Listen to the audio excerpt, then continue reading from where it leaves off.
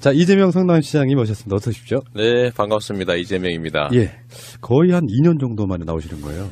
그런가요? 벌써 그래 됐나요? 이재명 시장 나오신 게 제 기억에 2016년 초반이니까 딱 2년 정도 된 거죠. 그러네요. 예. 그런가요, 벌써? 아. 그런 이재명 시장님이 우리 같은 일반인들 쌩깠죠. 왜냐하면 이게 주류 방송에 나가야 되기 때문에 팟캐스트 쌩깠어. 레벨을 업되셔서. 네. 그렇지. 그래서 내가 이해한다고. 억울하네. 우리 좀 민주당의 아주 소중한 그 손가락에 꼽히는 자산이기 때문에. 그런 그 상투적인 말 좋아요. 자산 뭐 이런 거 있잖아요. 그때까지만 해도 이재명 시장님은 그냥 우리 SNS나 팟캐스트 정도에서 알려진 인물 정도였는데 그 사이에 너무 크셔가지고요. 한번 모시기가 정말 힘들어요. 이게 전국구 인물이 돼버리면 어느 순간에 터치가 안 돼요. 내가 막 섭외하려고 텔레그램을 하면 손이 벌벌 떨려. 내가 무시당할까봐. 참 뭐라 말할 수가 없네. 박정철 아버지 이제 어딩인데.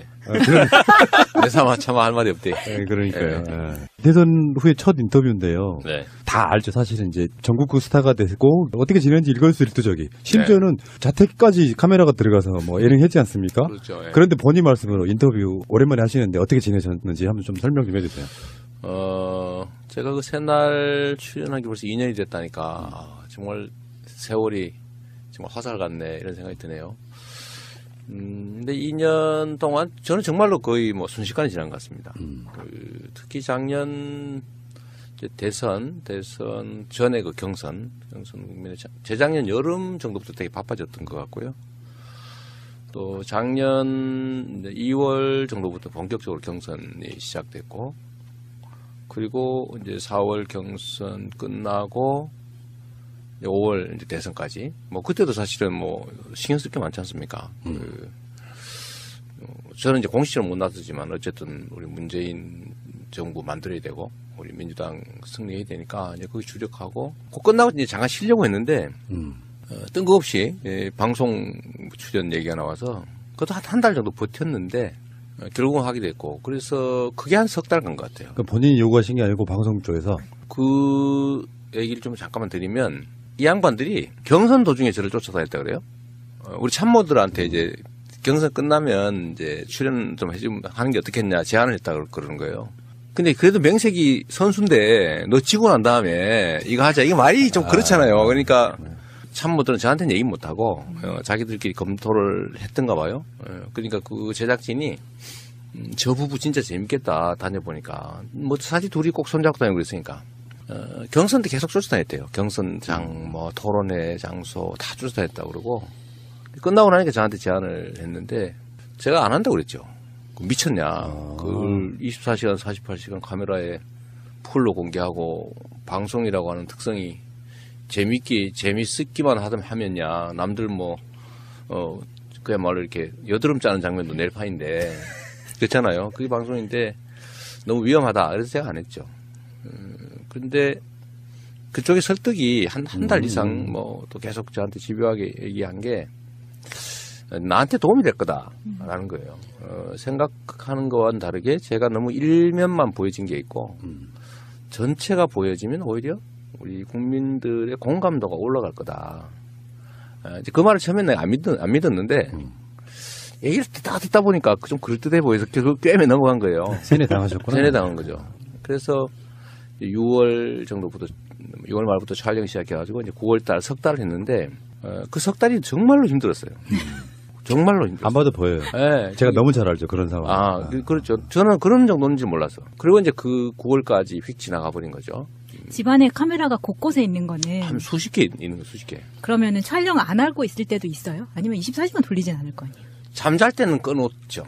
침실도 설치해놨는데 잠잘 때까지, 지금도 잡니다 할 때까지 하고 일어난 다음에 켜고 이런 정도지 계속 켜놓는 거예요. 화장실까지 뭐. 빤스만 입고 돌아다니기가 힘들어지는 거지 이제. 그러다 겨우 빤스 비슷한 거 내복이 아니라 그 잠옷 입고 돌아다니는 거 막 구슬로 이제 다 찍히고 있는데 그게 이제 처음에는 되게 무슨 저 대통령 후보까지 했다는 사람이 뭔 짓이고 그래서 저한테 항의 엄청나게 많이 들어왔습니다. 그 당장 때려치라고 격 떨어진다 뭐 이런. 말씀하신 게 제가 그게 저는 반대로 알고 있었어요. 이재명 시장이 자기 홍보하려고. 완전 정반대시잖아요. 반대죠. 근데 저는 두려웠죠. 이게 너무 위험하잖아. 한 방에 가는 수가 있다니까. 근데 그 사람들 얘기는 자기들이 전문가인데 두세 달 이상 쫓아다녀본 결과에 의하면 전부가 노출되면 오히려 본인한테 유리할 거다. 그 얘기 끊임없이 하는 거예요. 근데 그 사실 방송하고 나니까 처음에는 욕 엄청 먹었거든요. 한남. 대한민국 대표적 한남. 가부장. 마초 꼰대. 마초 꼰대. 그런 거 하다가 그게 한 중반 정도 넘어가고 나니까 내면을 조금씩 이해하기 시작했던 거 봐요. 저게 말은 저렇게 하는데 뭐 이러면서 조금 공감하게 됐던 것 같고 결국은 뭐 최종적으로는 잃는 것보다 얻는 게 좀 더 많았던 것 같습니다. 그렇게 보내고 그러고 나니까 9월, 10월 되잖아요. 그 다음에 뭐 다시 이제 경기도 지방선거, 예를 들면 제가 시장선거를 다시 나간다 해도 이제 선거 준비해야 될 시기가 또 다가오는 거니까 6개월, 7개월밖에 안 남으니까 근데 그것만 정신도 쏟아야 되고요. 근데 그렇게 해서 결국 2년이 휙 지나가 버렸어요. 거의 뭐 2년 동안 선거만 한 것 같아요. 방송으로는 안 낼 수도 있는데 그냥 진짜 궁금한 질문 하나. 난 낼 거라고 보고 얘기할 거야. 안 넘어가시네. 혹시 법무부 장관 제의 받으신 적 있어요? 그게 없어요. 네, 그런 건 없었어요. 그거는 왜 없냐면 제가 경선 끝나고 문재인 대통령님 만났잖아요. 그때 후보 되시고 난 다음에 성남에 그때 오셔가지고 저녁 먹고 한 서너 시간 같이 얘기했죠. 그때 대통령께서 저한테 물어봤어요.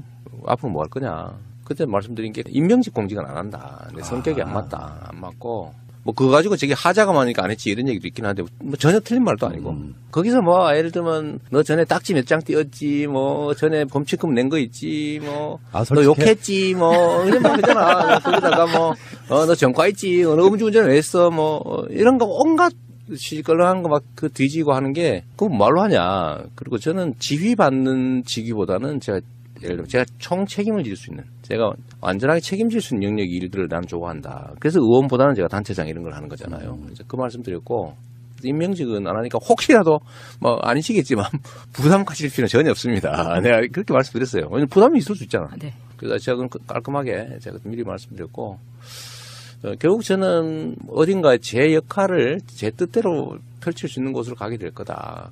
뭐 그래서 그게 예를 들면 어디가 될지는 저도 모릅니다. 뭐 이렇게 말씀드려서 정리했어요. 그래서 아예 예를 들면 거기 인사 쪽 청와대나 이쪽은 저에 대한 생각 전혀 없었어. 그냥 신문에 뭐 나오고 이러는데 제가 뭐 굳이 아니라고 또 뭐 가서 뭐 나발 볼 일은 없는 거고.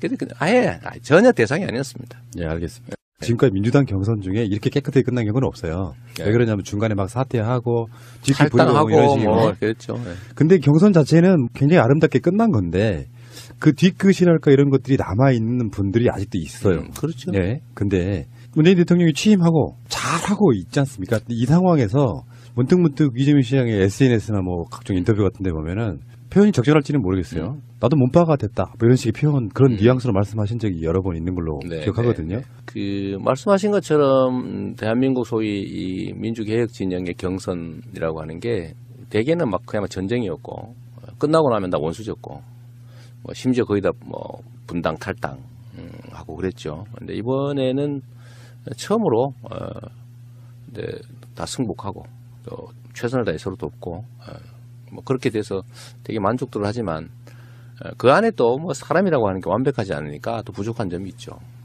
저도 사실 지금 뭐 되돌아보면 후회되는 점들이 많이 있습니다. 그 바둑 두시는지 모르겠는데 좀 듭니다. 이 바둑을 전투를 하다 보면 거의 메모리 돼가지고요 떡수를 드는 경우가 있어. 방어를 못해.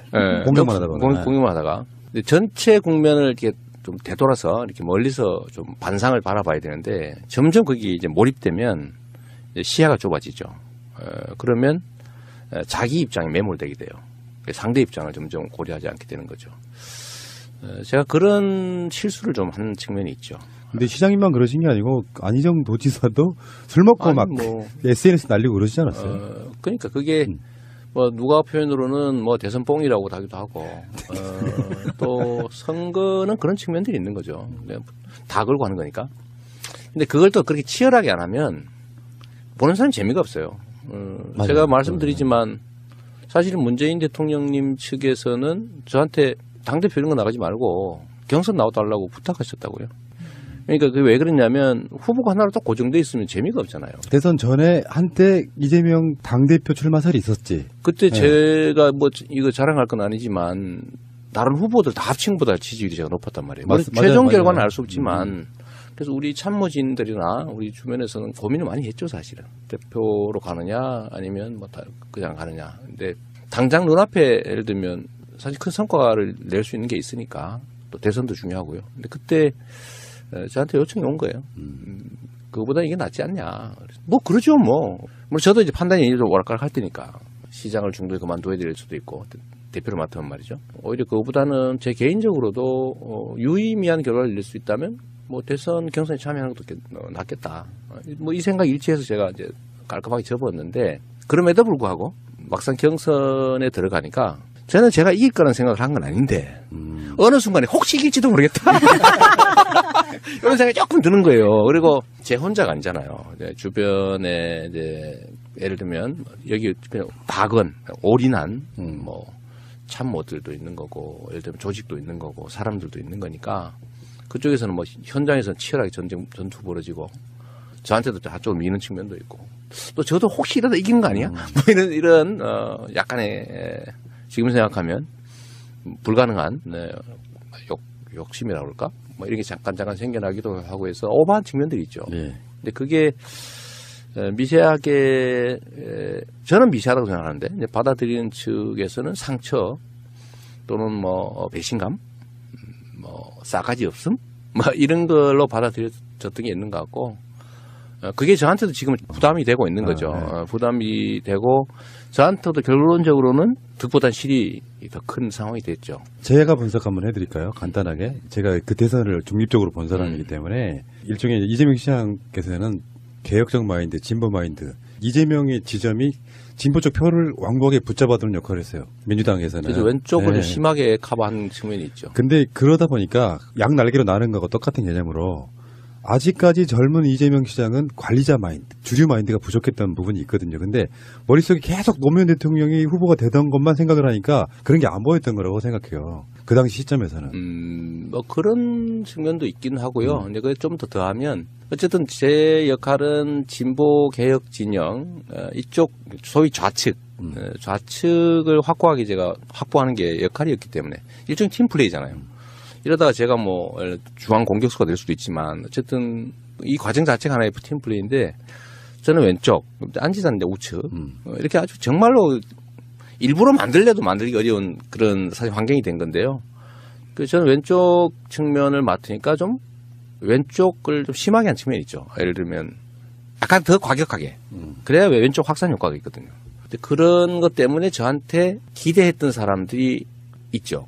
예를 들면 무정부주의에 가까운 사람들. 아나키스트들 진짜 많아요. 많죠. 그다음에 극좌. 이쪽까지도 저한테 기대를 하는 거죠. 야, 저 사람이면 민주당의 이름으로도 뭔가 큰 세상, 새로운 세상을 만들 수 있겠다. 뭐 이런 게 있으니까 그런 사람들이 많이 붙었죠. 근데 그건 이제 확산 효과예요. 근데 그 반면에 이제 저 같은 경우는 이제 부담이 되는 거죠. 결국은 다 제 판단 잘못입니다. 그러니까 많이 배웠죠. 제가 지역적 전투는 많이 치러본 사람인데 대규모 이 전쟁은 처음이죠, 사실은. 이런 더 거대 규모. 그러다 보니까 시야도 좀 좁고 좀 멀지 못하고 짧고 그런 것들이 저한테도 손상이 됐고 또 우리 지지자층에서도 일부 또 상처 입은 사람들도 있고 또 저를 지지한 사람들은 실망하는 것도 있고 그런 거죠. 근데 이제 선거 경선은 끝났고 결론은 딱 하나죠. 뭐 제거해야 될 적과 싸운 게 아니고 함께할 동지들의 팀워크를 조정하는 과정이었으니까 누가 뭘 맡을 거냐 이런 거였으니까 게임은 끝났고 이제 선수 배치는 됐으니까 자기 역할에 최선을 다하는 거죠. 그 다음에 문재인 정부가 출범했잖아요. 이제 민주당 정권이 출범했는데 결론은 아주 단순합니다. 우리는 운명 공동체인 거예요. 원래부터. 예를 들면 문재인 정부가 실패했다. 그러면 다음이 있냐? 없어요. 맞습니다. 그건 초보 정치학이죠. 그래서 문재인 정부 성공 또 민주당 정권의 성공, 정권 재창출 이게 이루어지지 않으면 우리의 다음 희망도 사라지는 겁니다. 그러니까 성공해야 돼요. 그런 측면에서 제가 문하고 비문 자꾸 구분하길래 나도 그렇게 굳이 얘기하면 문바일 수밖에 없다. 아하. 왜냐하면 민주당이 낸 대표 선수예요. 민주당의 상품이야. 그러니까 문재인 대통령으로 민주당이 보여지는 거잖아요. 민주당 정권의 핵심이에요. 그런데 분리할 수 없는 거죠. 그럼 민주당과 대통령은 단 조직이냐? 아니죠. 민주당 정권이고 문재인 정부의 성공이 민주당 정권의 성공이고 그게 민주당의 일부인 이재명이든 안희정이든 박원순이든 아니면 당원이든 또는 거기 지지하는 국민이든 간에 사실상 동일치라는 거예요. 맞습니다. 그래 예를 들면 속된 말로 문재인 대통령을 깠다. 나를 까는 거예요 그게. 응? 문재인 대통령이 잘못되도록 했다. 그건 나만 손해요. 근데 이제는 문재인 대통령은 경쟁의 상대가 아니고요. 우리 모두의 토대가 되는 겁니다. 이미 그 경쟁은 끝났어요. 그러니까 거기가 토대가 무너지고 우리 다 무너져요. 그 토대를 단단하게 하는 게 우리의 일이죠. 최근에 저한테 어떤 분이 그 부탁 하나를 했어요. 물론 행사가 취소되긴 했는데 광화문 행사에 진행하는 뭐가 하나 있었잖아요. 거기 가서 꼭 해달라는 말이 그 말이었어요. 적폐 세력들이 반격이 시작돼가지고 대통령 지지율 떨어지고 있다는데 여기서 비문, 친문이 어딨냐 그 말 꼭 해달라는 거야. 아니 근데 그거는 사실 언론의 프레임이죠. 저는 언론 중에서도 우리가 좀 극복해야 될 적폐 세력이 있다고 보는 건데 경쟁 관계가 아닌데 경쟁 관계를 만드는 거예요. 그 문재인 편과 문재인 편이 세상에 어디 있습니까? 그렇게 되면 안 되는 거거든요. 우리 모두의 상징이 된 거죠. 우리 모두를 대표하죠. 그 문재인 대통령이 실패하면 우리 다 망해요. 근데 거기는 경쟁의 상대가 아니라 힘을 합쳐서 거기를 성공하도록 지지하고 지원해야 되는데 지지하고 지원하는 사람들 사이에 경쟁은 있을 수 있어요. 방법을 놓고. 그러나 문재인 대통령은 이미 경쟁의 상대가 아니라 함께 그렇죠. 성공시켜야 될 우리 모두의 얼굴이 된 거죠. 그거를 네. 얼굴하고 나하고 분리하자. 이런 거하고 비슷한 거예요. 여기서 긴급 질문이요. 네. 제가 지금까지 계속해서 궁금증을 가져왔던 것 중에 네, 하나예요. 네. 만약에 네. 국민들이 다 찍어서 대통령이 됐다면 여러 상상해드리면 안 되는데. 그냥 하지 말아야 돼. 근데 문제는 사람들은 이재명이 정권을 잡으면 싹 쓸어버릴까 이런 얘기가 있었단 말이에요. 그런데 막상 대통령이 되면 지금 문재인 대통령 이상으로 개혁할 수 있었을까요? 라는 질문 한번 드리고 싶어요. 근데 사실 뭐 역사의 가정이라는 건 정말 무의미한 거고요. 쓸데없는 분란을 일으키죠. 근데 분명히 얘기하면 정말 잘하고 있어요. 잘하고 있고 제가 하고 싶었던 거 그러니까 공개적으로 말하지 않았지만 하고 싶었던 것들이 있잖아요. 그런 것조차도 잘하고 있어요. 정말로. 근데 이제 이 상대의 저항이 워낙 극렬하니까 요새 힘들잖아요. 그래서 사람들은 그런 얘기를 하죠. 왜 비판하지 않냐. 잘못한 거 있으면은 까야지. 이런 얘기 가끔 저한테 하지 않습니까? 문재인 대통령 까라고? 까라고. 그러니까. 그래, 저보고 그거 안 한다고 속된 말로 삐져가지고. 그 성남에 뭐, 김사랑인가 뭐, 그런 사람하고 손잡고 저 까로 다니는 사람도 있어요. 아이고. 우리 그 지지자 중에. 아이고. 열성적인 지지자 중에. 그게 지지자야? 지지자라기보다는 이제 저를 통해서 자기 의사를 관찰해 보려도 안 되니까 화가 난 거죠. 그래서 제가 좀 전에 댓글도 하나 쓰고 왔는데, 뭐 돌아서 저 까고 있는 사람이 있어요. 만기칠남. 그래서, 아니, 망치는 아니지. 그거는 민심을 살피는 거지. 근데 거기다 그랬어요. 가는 길이 다르다고 해도 당신들이 가고자 하는 그곳을 나도 열심히 가려고 하는 사람이다. 길이 다르다는 이유로 나는 옳고 당신은 싫다고 해서 나를 그렇게 적폐 세력 취급하면 결국 본인이 가고자 하는 곳에 다다르는 게 더 힘들어진다. 이런 얘기도 했는데 그런 것조차도 인정 못하고 왜 문재인 미웠는데 왜 문재인 안 까냐. 정부 잘못한 것은 까야지. 이런 얘기 하는 사람도 많아요. 근데 그거 안 한다고 저를 막 공격하는 사람도 있는 거고. 그래서 제가 그 사람들한테 공개적으로 한 얘기예요. 우리는 팀이다, 팀. 내가 언제 그리고 경선할 때도 내가 지면은 깽판 친다고 한 일 없고 지면 내 정책이라도 남고 지면 이긴 사람 위해서 열심히 지지 지원할 거다고 얘기했지 않냐. 그럼 거짓말 한 거냐 그게. 그럼 내가 이기면 상대의 도움받고 내가 지면 안 도와주고 그 사기꾼이지 그게. 경쟁에 참여하는 구성원이 아니지 않냐 이런 얘기도 내가 했는데요. 사관의 결론은 제가 예를 들면 망나니 아무데나 칼 휘두르는 칼춤 추는 사람 그런 사람이 아니잖아요. 저도 제가 가고자 하는 길이 있어요. 근데 우리의 팀원인 문재인 대통령께서 하고 있는 일이 예를 들면 나쁜 의도를 가지고 속된 말로 뭘 해먹고 부정부패 저지르고 뭐 어떻게 막 자기 막 챙겨가지고 그러려는 나쁜 의도를 가지고 나쁜 짓을 하면요 까야지. 하지 말려도 할 건데 그렇지 않잖아요. 객관적으로. 힘겹게 싸우고 있잖아요. 좋은 의도를 가지고 열심히 노력하고 있기 때문에 나쁜 의도를 가지고 나쁜 짓을 하면 비판하고 까야지.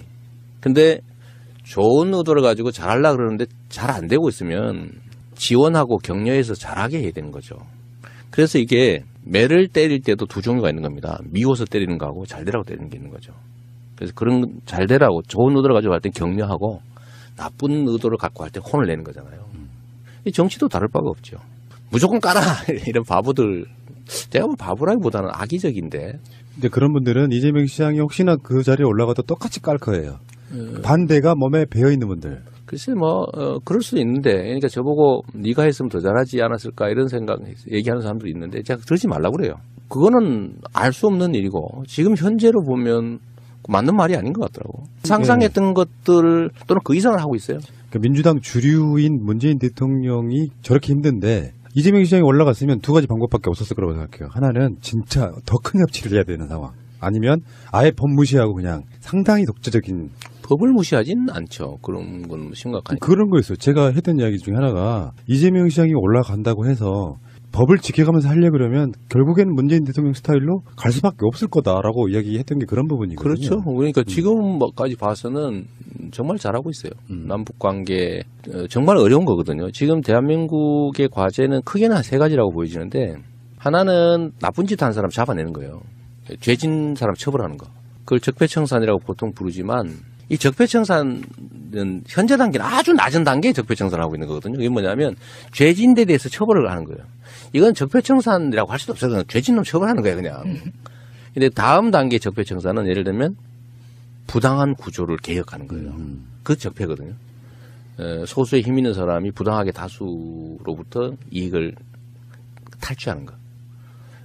불공정한 경쟁 시스템. 이런 것도 적폐인데 이 단계는 가지도 못했어요, 아직은. 그 다음 해야 될 게 이제 문화를 바꾸는 거죠. 야, 이 죄짓고는 못 사는 나라구나. 공정하지 않으면 나한테 이익이 없구나. 이렇게 믿어지는 문화. 그게 제대로 된 나라거든요. 근데 여기는 전혀 못 가고 죄진 사람 처벌하는 단계인데 뭐 잘하고 있지 않습니까? 그 다음에 지금 중요한 게 결국 먹고 사는 문제예요. 경제죠. 산업, 성장 이런 얘기 하지 말고 중요한 거는 어떤 엄청난 불평등과 격차. 여기 때문에 사람들이 다 희망을 잃어버렸잖아요. 역사적으로 다 그래서 나라가 망했거든요. 분석 여러 가지 있어. 외국가 쳐들어오고 관료가 부패하고 흉년이 들고 다 이런 현상적 분석이 있는데 본질은 그 사회가 가지고 있는 자산과 기회를 특정 소수가 지나치게 독점해서 압도적 다수가 기회를 잃어버렸을 때 그럼 기근이든 아니면 외침이든 이런 걸로 해서 그게 폭발하는 거죠. 그래 망하는 거거든요. 그래서 이 경제적 불평등과 격차, 불공정 이 문제를 해소하는 거는 정말 어려워요. 근데 문제는 그게 쉽지 않다는 거죠. 그건 혁명적 에너지가 필요해요. 이 적폐청산은 혁명적 에너지 같은 게 필요 없어. 그냥 의도 갖고 열심히 하면 돼 그냥. 그 다음에 우리나라에만 고유한 심각한 문제 이제 북한 문제죠. 통일 평화 문제인데 이게 또 엄청나게 어렵다는 거예요. 우리의 내부의 문제가 아니라 미국, 중국, 일본, 러시아 이 세계의 열강들의 이해관계에 엮여 있으니까 우리 마음대로 할 수가 없는 영역이죠. 근데 제가 정말 높이 평가하는 거는 미국과의 관계에서 조금씩 남북 관계를 개선할 틈새를 만들어내고 있다는 거예요. 그렇죠. 현재 정부가. 운전자. 그거 웬만해서 못합니다. 제가 이런 것도 물어봤어요. 미국이 어느 정도 지배력을 갖고 있나. 미국은 우리나라를 그냥 자기들의 지배 속국 정도로 생각하는 거 아니냐. 전 세계 어디에 자기 군대 파견해놓고 그 나라의 군사 작전권을 가지고 있습니까? 사실은 엄정한 의미의 독립국가까지 못 되고 있는 상태잖아요. 그런 상태에서 예를 들면 그들이 원하는 것과 다른 결과를 만들어내기 위해서 움직인다? 쉽지 않아요. 북한은 압박해가지고 확 그냥 항복받으려는 게 미국의 전략인데 우리는 그게 안 되는 게 알고 만약 그게 성공한다고 해도 그 과정에서 엄청난 피해를 입을 수가 있습니다. 참새도 죽을 땐 잭한다는데 그러지 않아요. 아니 이것 하나의 체제입니다. 맞습니다. 수천만 명을 인구를 가지고 있는 엄청난 권력 집단인데 그냥 조용히 눌려 죽을 것 같아요. 그거 아니지. 근데 그런 결국 피해는 누가 입냐? 우리가 입는 거죠. 그래서 이런 상황에서 여하튼 미국의 국가이익에 예를 들면 트럼프처럼 저렇게 막 무지막지하게 밀어붙이는 그 틈새 속에서 조금씩이나마 이렇게 틈새를 벌려나가고 있어요. 이 틈새를 우리가 만들어내는 만큼 남북관계 개선 여지가 있고 그만큼 사실은 우리는 이제 화해 협력 또 통일까지 못 가더라도 공존의 가능성이 커지는 거예요. 근데 그 측면에서 보면 잘하고 있는 거지. 그래서 뭐 저는 지금 상태로 지금까지 앞으로 보기에도 잘할 것 같아요. 예. 잘하게 해야지. 그리고 제가 봤을 때는 이런 부분이 있어요. 문재인, 이재명 이 두 사람은 스타일이 다를 뿐이지 개념은 똑같아요. 표현 방식이 다른 거야. 맞습니다. 예. 그러니까 결이 같다고 느끼는 거라고 생각이 들고요. 자, 이렇게 계속 문재인 대통령에 대한 공감만 표시하시면 또 재미없으니까 잠시 후에 다른 거 여쭤볼게요. 최근에 그 일어나는 이야기들 몇 가지만 여쭤볼게요. 시장님하고도 연관이 있어요. 네. 최근에 얼마 전에 이재명 시장님 고소하신 분들, 고발하신 분들 있죠. 그 중에 이제 최교일이라고 이분에 대해서 나를 고소한. 네. 네네. 그 성남 FC 관련해 가지고 그것도 우리 그 소요 방송 젊은이들 방송에서 한번 실드를 한번 해드렸는데. 그렇군요. 그러니까 그 최교일 의원이 지금 현재 여검사 성추행 무마 의혹 바로 그 당사자잖아요. 의혹이 아니라 무방했더만. 네, 그러니까 언론이 왜 이렇게 말하는 거야? 무마 확실. 본인 오리발 이렇게 네. 얘기해야지. 보면은 그런 검사 집단의 그런 식의 어떤 성적인 폭력이 아직도 지금 굉장히 잔존한 모양이더라고요. 분위기 들어보니까. 저는 예를 들면 저도 법조인이잖아요. 그리고 저는 연수원 동기들 선후배들이 뭐 여전히 검찰에도 많이 있고 한데 제가 그 사람들을 이렇게 개인적으로 보면 상상이 안 돼요. 전혀 그럴 사람들이 아니야. 그리고 그런 사람은 없었고. 근데 이 최교일이나 여기서 뭐 얘기되던 안택은 뭐 이런 사람들 얘기를 들어보면 상가집에 가가지고 문상 가서 속된 말로 주물럭 했다는 거 아닙니까? 그것도 유부녀를요. 유부녀를 그것도 임신 중이었대요. 그랬대. 그리고 초임도 아니고 한 7, 8년 된 중견 검사였던가 봐요. 그걸 세상에 상가집에서 막 만지고 막 껴안고 그랬다는 거 아닙니까? 그것도 앞에 법무부 장관이 옆에 있는데. 보고 있었대요. 그러니까요. 에이씨. 그래서 저 어제 해당 서검사 와서 인터뷰하면서 막 울고 이러는 거 보니까 그거 얼마나 한이 됐겠어요. 그래도 명색이 검사인데 그런 사람 잡는 직업이잖아요. 그렇죠. 자기가 네. 당했어. 그런데 그거에 대해서 아무 문제의식을 느끼지 않는 거예요. 그리고 그 안모 그 검사가 인권국장이었다면서요. 기침이 나와. 아니, 그러니까 앞에서는 인권 하는 담당을 하면서 자기가 인권 침해를 막 하고 있는 거죠. 이 권력을 가지고 습관적으로 약자들에게 행사하고 누리고 또 그들의 고통 속에서 희열을 느끼는 그런 사람들이 있는 것 같습니다. 검찰에만 있는 게 아니고 뭐 군대에도 있고 보면 군대에서 여성 부사관, 여성 장교들 성폭행 한 사례가 많잖아요. 보면 동료나 조직원으로 보이는 게 아니라 그 성적 대상으로 보이는 거죠. 군대. 근데 검찰도 그러고. 근데 이 사람들이 또 승승장구한다는 거죠. 그 거세하고 발치 차야 되는 거 아니에요? 법대로 하면 그렇게 해야지. 근데 이제 공소시 저질렀다고 지금 흐지부지 하는데 제가 보니까 그런 짓 한 사람이 계속 그런 똑같은 짓을 해요. 그러니까요. 이 최교일 씨를 내가 지금 내가 언론에 소문을 내주려고 그래 이제. 근데 너 뒤졌어 이제. 이 양반이 법률 지원 단장이라서 난 그 사람 전혀 몰랐습니다. 했던 얘기도 하고 했던 얘기도 하는데 제가 분명히 얘기했거든요. 성남 FC도 프로 축구단이고 기업인데 광고를 파는 거예요. 스폰이잖아. 예를 들면 메인 가슴 광고. 그렇죠. 이건 한 3, 40억 갑니다. 싸게는 20억. 어깨 광고 뭐 한 10억에서 20억. 뭐 이런 데다가도 한 5억씩 뭐 이렇게 받아요. 그 프리미어 리그에 삼성은 수년간 수백억 내잖아요. 어마어마한 건 냈죠. 수천억도 냅니다. 내는데 그 광고를 매출을 한 거예요. 시민구단들이나 프로구단들이 다 그렇게 기업들한테 광고 노출해주고 돈 받고 하잖아요. 그래서 운영하는 건데 이거를 기부를 받았다고 우기는 거예요. 미르 재단처럼 기부받았다고. 미르가 광고해 줬냐고. 아니 미르가 삼성을 백번호 붙여줬냐 말이에요. 아니잖아. 그렇죠. 근데 우리는 예를 들면 붙여준단 말이에요. 그 광고를. 그래도 수백만이 보지 않습니까? 그래도 그러잖아. 근데 이걸 계속 기부라고 우겨요. 그리고 성남FC는 주인이 성남시민이야. 성남시가 운영하고 있는 구단이에요. 시가 예산을 투자해서 운영하는 곳이에요. 그 미르 구단은 국가 예산을 투입한 국가 기업이 아니잖아. 근데 이거를 계속 같은 거라고 우겨. 이거 말고 얘는 들 게 많죠. 그리고 우리는 공개적으로 다 한 거고. 그리고 광고라고 하는 게 좀 더 시너지를 올리기 위해서 다양한 방법이 있는 겁니다. 예를 들면 기업은 사회공헌 해야 되는데 주빌리 은행 그 모금해가지고 수천억 지금은 이제 조 단위로까지 서민들 금융 장기 연체 채무 탕감해 주는데 그 홍보해 주는 게 우리 성남시의 중요한 일이고 내가 그 대표기도 하고 또 성남시에서 뭐 모금해서 많이 탕감도 했는데 전국적으로 확산할 필요가 있다. 그러니까 네이버는 어차피 지역 기여해야 되거든요. 우리 성남에 들어올 때 지역 기여 약정이 돼 있어요.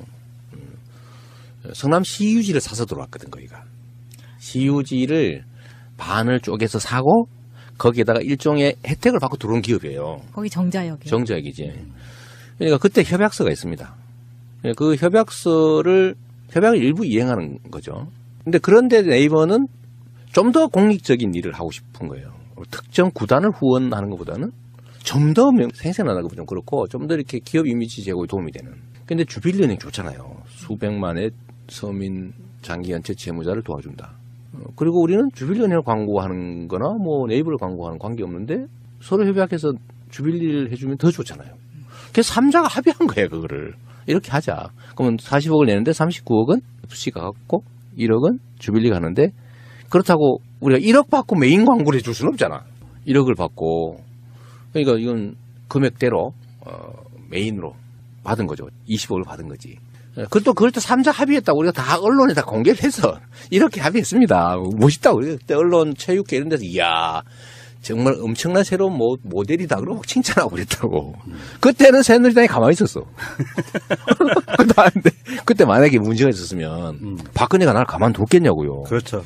이게 그 억지 쓰는 거지. 또 예. 있어. 그 사람들이 한 얘기 중에요. 자금 세탁 의혹이 있다 이런 얘기 있어요. 자금 세탁을 기자회견에서 공개적으로 합니까?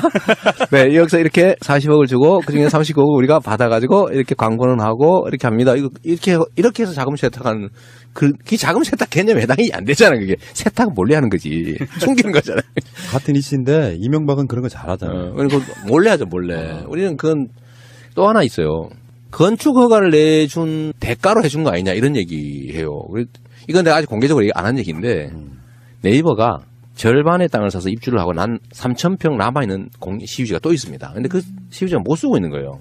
그래서 우리가 그 기업을 유치하자. 기왕이면 공공청사 질 것도 없고. 근데 기업 유치를 했는데 그 땅값을 우리가 엄청나게 비싸게 올려놨어요. 팔라고. 거의 평당 3천만 원 가까이. 옛날에는 되게 싸게 팔았지. 근데 이번에는 우리가 좀 비싸게 하고 했는데 기업들이 워낙 비싸고 그러니까 잘 안 들어와요. 그래서 우리가 네이버에 너희들 돈도 많고 한데 다른 데 있는 기업들 관련 기업들 다 모아서 여기다 더 확장해라. 설득을 한 거죠 우리가. 기업 유치를 한 거야. 그래서 거기가 사준 거야 쉽게 말하면. 우리는 왜냐하면 그때 당시에 이걸 매각해서 빚도 갚아야 됐고 기업도 유치해야 되고 빈 땅을 놔두느니 그럼 일자리도 생기고 뭐 하다못해 세금도 더 늘어나니까 기업을 유치해야 되잖아요. 그러니까 거기를 기업을 유치하는 조건으로 매각을 했기 때문에 그 건물 짓는다고 건축허가 신청 들어오면 안 해줍니까? 해줘야 되잖아. 그거는 그 대지인데 업무 상업 용지로 매각을 했으니까 당연히 업무 상업 시설 건축허가 신청이 들어오면 해줘야 되고 안 해주면 손해배상 해줘야 돼요.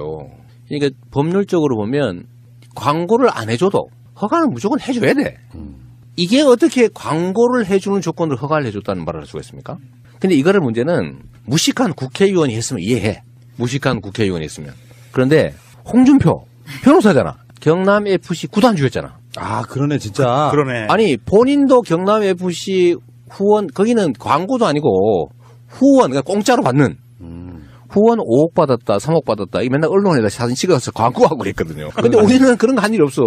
광고 매출을 한 거예요. 최교일 법률지원단장 변호사 검사 출신이잖아. 다 알고 있는 거예요. 이게 자기들이 하는 얘기가 말도 안 되는 소리라는 거 알면서 국민한테 거짓말을 해가지고 이재명이를 공경에 처하게 해보자 라고 한 건데 제가 그래서 이 사람들한테 하는 얘기입니다. 국민을 그렇게 거짓말에 속아 넘어가는 바보 멍충이로 생각하지 마라. 너네 그러다 망했다. 그러다 탄핵당했다. 그렇지. 그러다 지금 당이 없어지게 생겼는데 지금 니네들 계속 이 짓 하면 진짜 완벽하게 없어진다. 그래서 제가 그걸 보여주려고 그러죠. 국민은 촛불 이전의 국민이 아니고 촛불을 들고 스마트폰으로 무장해서 박근혜 정권을 무너뜨린 위대한 집단 지성체다. 홍준표가 그렇게 해도 먹히지가 않는 게 안 먹혀요. 3, 40년 전하고 그러니까 환경이 완전히 달라졌잖아요. 말씀하신 대로 스마트폰이나 인터넷을 마음대로 쓸 수 있기 보면 다 때문에 아는데. 그냥 찾으면 나오는데 계속 예전과 같은 방법으로 그렇게 왜곡시키고 공격을 하는 거죠. 이 손바닥으로 하늘을 가리고 있는 거죠. 퇴임 후의 일인데라고 하면서 이재명 1,800억 시민배당 추진 논란. 왜 하냐고요? 이거는 우리 시민들한테 보여줘야 되는 거죠. 저는 여전히 지금도 성남시장이고 올해 사업 기획을 다 해야 되는 사람이고요. 지금 현재 생긴 수익을 어떻게 처리할지에 대한 기본 방침도 정해야 됩니다. 다음에 한 사람 마음대로 해라 그러면 안 되는 거죠.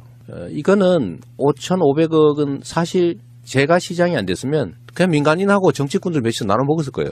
제가 그걸 뺏었잖아요. 뺏어서 만든 과외 수입이고 그중에서 1,800억 말고 920억, 2,600억 이거는 공원도 만들고 그 터널, 다리, 그 길도 만들고 했으니까 1,800억 정도는 우리 시민들한테 직접적으로 혜택을 주자라는 생각을 작년부터 하고 있었어요. 작년 초부터. 그런데 이거를 지금 정하지 않으면 지금 용역도 줘야 되는데 그냥 몰래 할 수는 없잖아요. 그랬으니까 당연히 저는 이 처분 방향은 정해야 된다. 뭐 내가 시장을 계속 할지 뭐 그만둘지야 또 두고 봐야 되겠지만 그냥 계속 하세요. 아니 계속 하는 사람이 많아 성남에는. 뭐 하려고 그때 골치 아프게 그런 거 하냐고 성남시장 계속 해달라고. 얼마 전에 동사무소 갔더니 웬 할머니 저한테만 매달리는 거예요. 그냥 시장 계속 해주면 안 돼? 아니, 방법이 하나 있어. 성남이 광역시가 되면 경기도지사나 레벨이 같아져요. 레벨이 같아도 그 똑같은 일 할 필요는 없는 거죠. 그런데 제가 보여주고 싶은 거는 18만 원, 뭐 가구당 한 6, 70만 원, 이렇게 뭐 팔자고 치는 돈이겠어요. 그러나 제가 꼭 하나 증명해 보이고 싶은 게 선거 잘하면, 정치 잘하면 자다가도 떡이 생긴다. 그러네. 이걸 보여주는 거예요. 맞아요. 자다가 지금 벼락 많이 맞잖아, 지금 우리가. 이게 잘못 뽑고 사실은 감시 안 하고 방치해놨더니 IMF 오게 만들고 말이에요. 그리고 온 국민이 거지 됐잖아요. 자다가 벼락 맞은 거거든? 근데 잘해놨더니 감시 좀 잘했더니 관심 가졌더니 자다 보니까 진짜 떡이 생겼어. 이게 얼마나 큰 차이입니까? 맞습니다. 예. 그러니까 이게 지방자치라는 게 이렇게 중요하다. 민주주의라는 게 이렇게 중요하다. 대리인을 잘 뽑고 잘 감시하고 책임을 잘 묻는 게 이렇게 직접적으로 우리의 삶을 바꿀 수 있다. 하늘과 땅의 차이를 만들어낼 수 있다는 거를 하나의 증거로 보여주라는 거죠. 그 증거 중에 가장 좋은 게 현금이 생기는 게 현금이요. 최고의 증거 아닙니까? 그렇죠. 현금. 근데 그것도 뭐 지역화표를 주면 받는 사람도 좋아, 동네 뭐 재래시장도 좋아, 경제 살아서 또 좋아. 맞습니다. 많이 좋잖아요. 예. 얼마나 좋아. 지역화폐 이 부분은요. 앞으로 계속 이제 뻗어나갈 거예요. 우리가 얼마 전에 그 복귀왕 시장 이야기할 때 백원택 씨가 지금 전국의 정책이 된 것처럼 그러니까 어떤 특별한 분야의 복지 정책이 있어가지고 시조급 되는 분들이 있어요. 왜 저애는 안 하던 일을 자꾸 저지르냐라고 얘기하잖아요. 자, 정치와 행정을 구분을 하라면 딱 이렇게 말할 수 있습니다. 있는 길을 잘 가는 건 행정이고요. 없는 길을 만드는 게 정치입니다. 그리고 해야 될 일을 하는 게 정치고 할 수 있는 걸 하는 게 행정입니다. 저는 성남시장이라고 하는 행정을 하지만 그 과정에서 필요한 새로운 길이 있으면 저는 만들어내잖아요. 청년배당, 기본소득 앞으로 해야지. 근데 제도로는 없죠. 예를 들면 불로소득을 걷어서 우리 공동체가 나누어서 가져야 된다. 이거 추미애 대표가 한 지대 이론하고 비슷한 겁니다. 왜 공짜로 생기는 수익을 특정인이 또는 특정 그룹이 독점합니까? 우리 모두의 것이잖아요. 근데 이것도 제도로는 없어요. 우리는 언제나 그래 돼서 이 특정 계층 중에 누가 가질까를 결정하는 게 정치라고 생각해. 예를 들어 어디 개발을 하면 누가 먹을 거냐. 그걸 왜 누가 먹습니까? 우리 모두가 가져야지. 그게 제가 생각하는 새로운 길이죠. 그래서 우리 모두가 가지는 권한의 기초에서 생긴 특별한 이익, 불로소득, 누군가 노력하지도 않고 저절로 생긴 거, 이건 다 환수해가지고 우리 모두가 공평하게 나눠갖고 각자는 자기가 노력한 만큼의 결과를 가져라. 그게 공평한 세상 아니에요. 근데 우리 지금 대한민국에 소위 부를 쌓은 사람들 중에 자기가 노력해서 노력한 결과로 그만큼 쌓은 사람이 얼마나 있습니까?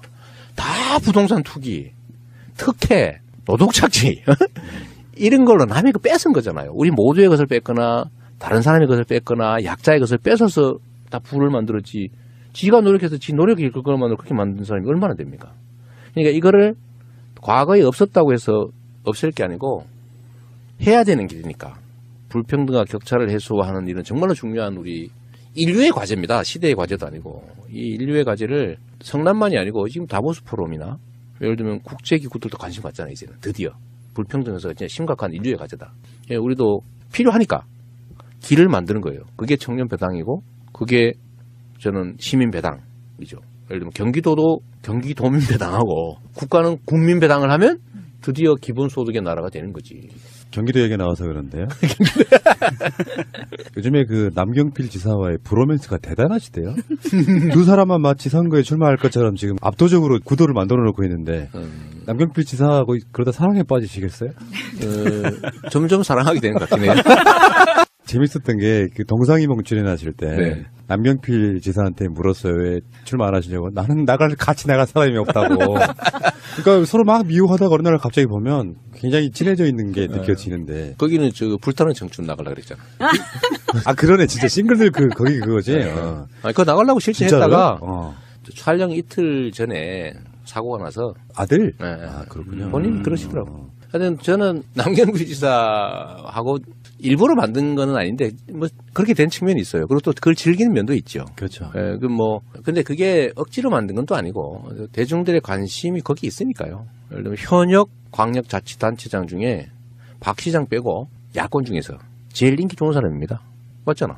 이렇게 해석할 수도 있어요. 남경필이 자유한국당으로 복당한 데에는 이재명 시장 영향이 커요. 그럼요. 그러니까 또 변절하기 싫었어. 그래서 아예 출마 안 할 수도 있는 상태였는데 이재명 시장이 무럭무럭 너무 커버리니까 자유한국당에 대안이 필요한 거. 그래서 그게 끌어당기는 거라고 봐요. 그렇죠. 서로한테 이해관계가 일치한 측면이 있어요. 남지사는 경기도가 또 재밌잖아요. 이 판세를 보면 전국의 광역자치단체는 여권이 이기는 곳은 누가 나가도 다 이겨. 근데 경기도만 아니에요. 경기도는 그런데 압도적 차이가 나.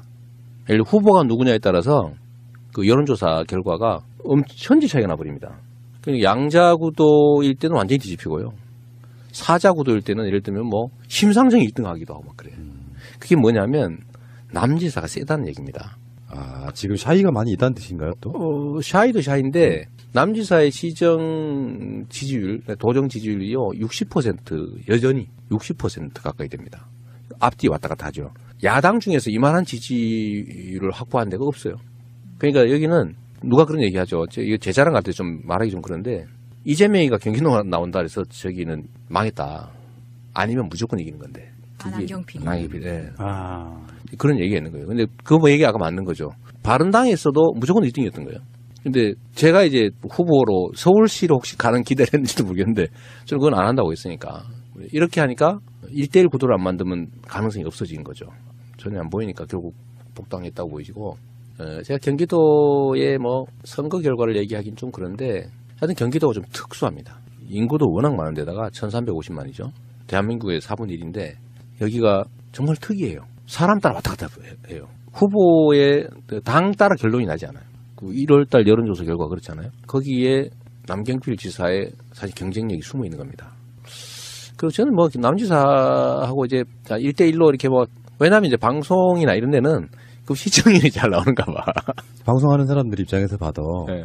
그런 구도로 싸움을 붙여야 나오거든요. 그러죠. 근데 다른 데는 그럴 만한데 그지 마땅치 않잖아요. 자 그러면은 진짜 중요한 건요. 나가시면 될 것 같아요. 에이 무슨 소리예요? 아니 왜 그러냐면 이제 대선 후보로서의 후광도 분명히 있는 거고 워낙에 나는 입지전적인 인물이라고 우리가 이야기 계속 하고 있잖아요.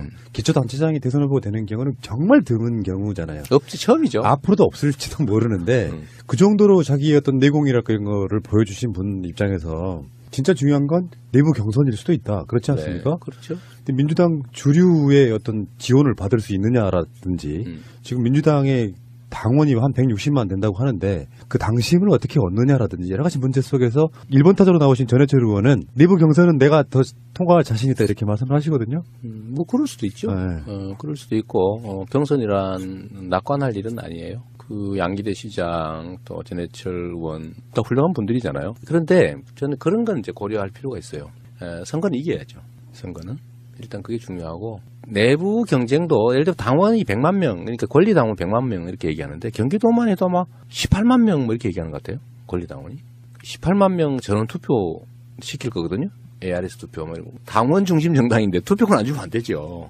이미 당은 대체적으로 정한 거 아닙니까? 권리당원 전원투표 50% 안심번호 여론조사 50% 이렇게 대체적으로 정한 거예요. 근데 10만이 막 넘어가는 그 당원들 전수투표 결과라는 게 되게 이런 결과하고 비슷하게 가요.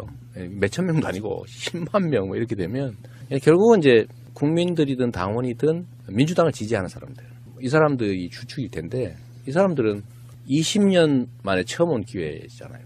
20년 전에 한번 이겨보고 16년 동안 졌거든요. 임창열 지사 마지막에 딱 한 번. 처음이자 마지막이었죠. 근데 그 이후로 한 번도 못 이겼는데 경기도를 소위 우리 민주진영이 되찾아오는 것이 소위 문재인 정부 성공의 가장 큰 토대가 됩니다. 플러스 PK 정도면 딱이죠. 거의 PK까지 하면 이제 안정적이 되는 거고 경기도를 회복하지 못하면 상당히 불안해지는 거죠. 경기도를 대한민국 인구의 4분의 1 여기를 회복하는 것 이게 문재인 정부 성공의 이번 지방선거의 가장 핵심입니다. 뭐 서울은 당연히 지켜야 되고 경기도를 되찾는 거. 그러니까 그런 점에서도 우리 국민들이나 당원들이 합리적 판단할 거라고 보죠. 그리고 만약 거기서 이재명 아니야? 그럼 뭐 그거 받아들이면 되지 뭐. 아 근데 그럼 경기도지사 나가시려면은 성남시장을 사퇴해야 되는 시점이 있나요? 정확하게? 3월 15일입니다. 3월 15일까지. 네. 그러니까 성남시장 이재명은 사실상 3월 15일까지밖에 못 본다. 자꾸 이게 기정사실을 하려고 하지 마세요. 내가 잘 안 넘어요, 요새. 중간에 바뀔 수도 있어. 성남시장 3선 할래 해버려요. 그럼 얼마나 이상해질까 분위기가. 그래서 아까 그 1,800억도 빨리 방침을 정해 놓으려고 하는 거예요. 예. 잘하시는 것 같고요. 그 부분은 누군가가 이재명 지지하고 누구는 뭐 어떤 사람 지지하고 이런 부분이 있어갖고 다 일장일단이 있어서 지지하는 쪽의 장점만 이야기하는 건데 네. 이런 비판도 있는 거예요. 대선 나가기 위한 용도로 경기도지사 한다 이런 식의 비판이 있을 수 있거든요. 그 일부에서 그런 얘기 하더군요. 일부에서 그런 얘기 하던데 저는 공직을 다른 내 공직을 얻기 위한 수단으로 생각해 본 일이 한 번도 없어요. 제가 성남시장을 하면서 요거 잘해가지고 딴 거 해야지 이런 생각을 해본 일이 한 번도 없고요. 특히 대선에 이 생각을 했다면 도라이지. 시장하면서 그런 생각을 했다면 그렇잖아요. 서울의 구청장과 똑같은 그러니까. 겁니다. 기초단체장은. 근데 만약에 그런 생각을 하고 있다면 정말 이게 비정상일 테고요. 근데 내가 성남시장을 제가 열심히 하니까 우리 국민들이 저 딴 거 한번 시켜볼까? 호미보다는 저기 쟁기를 두면 더 잘하지 않을까? 그런 생각을 하는 분들이 생긴 거잖아요. 이 대선, 대권 이런 거는요. 개인이 하려고 해서 되는 것도 아니고 결국 국민들이 집단지성으로 선택하는 겁니다. 누구를 쓸까? 그런데 그중에 막 그 자리를 노리는 사람이 있어요. 주인의 입장에서 봤을 때. 끊임없이 거기다 눈을 그 다음에 지휘를 열심히 안 해. 써주겠어요? 절대 안 써줍니다. 국민이 그걸 압니다. 예를 들면 경기도를 맡았을 때 요거를 이용해가지고 내가 딴 더 높은 자리 해야지? 이렇게 마음 먹으면 대중이 그걸 일단 알아챌 뿐만 아니라 성과를 내기 어려워집니다. 제가 맨날 하는 얘기죠. 현재에 충실하지 못하면 그리고 저 멀리 쳐다보고 딴 데 욕심내면 스텝이 꼬여서 자빠진다. 넘어진다. 실제 제 삶의 경험으로 알고 있는 거고 아니 경기도가 얼마나 중요한 일인데 그걸 수단으로 삼을 만큼 제가 간이 크지가 않아요. 의혹이 하나 있잖아요. 이재명은 한 명이 아니다. 그래서 SNS 하는 이재명, 시정 살피는 이재명. 그만큼 능력이 출중하신 건 누구나 다 아는 거고 문제는 진짜 중요한 건 대선 이후에 큰 선거가 하나 돌아왔는데 그것이 파열음이 돼가지고 당이 분열되는 요소로만 안 쓰인다면 출마하시는 분들이 경선을 깨끗하게 해서 선거를 일시 단결해서 치르면 분명히 경기도건 PK건 TK건 좋은 결과가 있을 거다 이렇게 보는 거거든요. 제가 말씀드리고 싶은 게요. 이런 대규모의 공직은 국민이 선택하는 건데 그거를 나 할 거야 하는 것도 웃기지만 안 할 거야 라고 하는 것도 우스운 거예요. 그거는 본인이 정하는 게 아닙니다. 그냥 머슴은요. 지가 맡은 일, 시킨 일 열심히 하면 돼. 그러면 주인이 알아서 이거 말고 딴 거 해 하는 때가 오겠죠. 근데 나 저 딴 거 할 거야. 나 딴 거 더 폼 나는 거 해야지. 이렇게 하고 있으면 주인이 절대 안 써줍니다. 근데 시장님 진짜 궁금한 거 하나 있어요. 네. 그래서 성남시는 단일 대우로 가면 되거든요. 정책 하나 하면. 네. 규모도 경기보다 작고. 근데 도지사나 시장들 중에서 자기 권한이 가장 작은 게 경기도지사라는 이야기 들어본 적이 있거든요. 그건 일리가 있어요. 네. 그 왜 그러냐면 50만 이상 도시는 도의 권한을 상당 부분 시로 이양을 해놓은 상태이기 때문에 자기 마음대로 할 수 있는 게 그리 많지는 않습니다. 그리고 도는 자기 이름으로 행정을 하는 게 아니고 다 시군을 통해서 하기 때문에 미세한 예를 들면 동네 청소 잘하고 이런 거 하기 어려워요. 그러니까 체감되는 정책을 하기가 어렵죠. 시장은 동네 청소 깨끗하면 야, 왜 이렇게 깨끗해졌지? 그러고 하다못해 동네 축제 행사라도 하면은 야, 재밌네 이런 것도 있는데 도지사는 자기가 하는 일이 아니니까 어렵죠. 시군 간 이해관계를 조정하는 일, 또 예를 들면 도 전체에 일률적으로 필요한 일, 도를 상징하는 일 이런 것들을 해내야 되거든요. 그중에 중요한 게 저는 기본에 충실해야 된다는 거예요. 우리 이 방송 듣는 분도 어떻게 생각할지 모르겠는데 국가의 역할은 기본적으로 생명과 안전을 지켜주는 거고요. 두 번째는 국민을 잘 살게 하는 건데 국가는 삽질을 하지 않습니다. 쉽게 말하면 노동을 하지 않아요. 국민을 잘 살게 하기 위해서 직접적 행위를 할 수가 없습니다. 결국 그 국가 구성원들이 또는 국가가 가진 자원들이 효율을 발휘할 수 있도록 조건을 만들어주는 게 국가가 하는 일이거든요. 그걸 잘하면 잘 사는 나라 되는 거예요. 근데 국가가 농사를 지어서 나눠줄 수는 없거든. 그건 결국 뭐냐면 공정한 경쟁의 룰을 만들어주는 거예요. 즉 기본에 충실한 나라가 흥하는 나라입니다. 국가가 일자리가 생길 수 있는 환경을 조성하는 거죠. 근데 그게 다 기본에 가는 겁니다. 경쟁을 해도 뭐 효과도 없고 중소기업 해봐야 맨날 뺏기기나 하고 노동을 아무리 열심히 해도 맨날 그냥 손가락 빨고 야근, 특근, 잔업 맨날 해도 먹고 살기 죽도록 어렵고 이런 나라에서 무슨 희망이 있겠어요? 그러니까 그런 기본을 튼실하게 갖추는 거. 이게 이제 광역자치단체가 할 일 같습니다. 근데 그런 면에서 보면 오히려 그러니까 상대적으로 적은 게 맞아요. 시장은 지가 다 할 수 있거든. 그러니까. 근데 돈은 시군을 통해서 해야 돼. 재미는 좀 덜할 것 같아요. 재미는 덜하죠. 재미는 덜한데 분명히 총량으로서의 역할은 큽니다. 이재명 시장의 단점 하나 말씀드려볼까요? 너무 똑똑해요. 그러니까 인터뷰할 때 불편해. 그러니까 잠깐 쉬는 틈을 안 줘. 언제 치고 들어갈 때지 모르겠어. 노는 얘기 하나 해줄게 그러면. 네. 성남시가 돈이 많아서 그 복지정책 많이 한다 이런 얘기 있잖아. 이것도 일종의 프레임인데 자 예를 하나 들어볼게요. 고등학생들한테 교복 주는 거 이거 돈 많아서 하는 것 같이 생각되지만 전혀 아닙니다. 30만 원이거든요. 근데 학생이 최대 8,000명이에요. 10,000명 채워 그러면 30억이죠. 국민 시민 1인당 얼마예요? 100만 명이니까 3,000원입니까? 그렇죠. 예. 1인당 3,000원이죠. 1인당 3,000원. 만약에 제가 어디라고는 안 하고 어디 군 하나 군 예를 들면 인구 7만 되는 군이 있다고 쳐보세요. 거기에 예산이 보통 3, 4천억 됩니다. 정부에서 주는 예산이 있거든요. 거기에 고등학교 입학생 몇 명 될 것 같아요? 500명. 500명밖에 안 됩니다. 그러면 1억 5천이면 돼요. 4천억 중에 1억 5천 못 만듭니까? 비율로 따지면 훨씬 더 적어요. 1인당 예산은. 예를 들면 청년배당은 그 얘기 되었는데 성남 100억 들거든요. 24세한테 100만 원씩 주느라고. 10,000명이니까. 그럼 아까 7만 되는 군에 24세 청년 몇 명 되겠어요? 그거 없잖아 시골이니까. 한 400명 되겠지.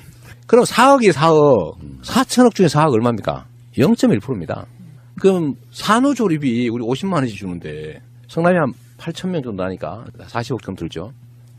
근데 그 동네는 얼마 몇 명 낳겠어요? 300명도 안 나요. 100명도 안 될 것 같은데. 300명 쳐주면 그 1억 5천이야. 4천억 예상 중에서 1억 5천 없네 이거죠. 그러니까 이게 결국 마음 문제입니다. 근데 그런 건 예를 들면 도 단위에서 시행하기 너무 쉽지. 그러네요.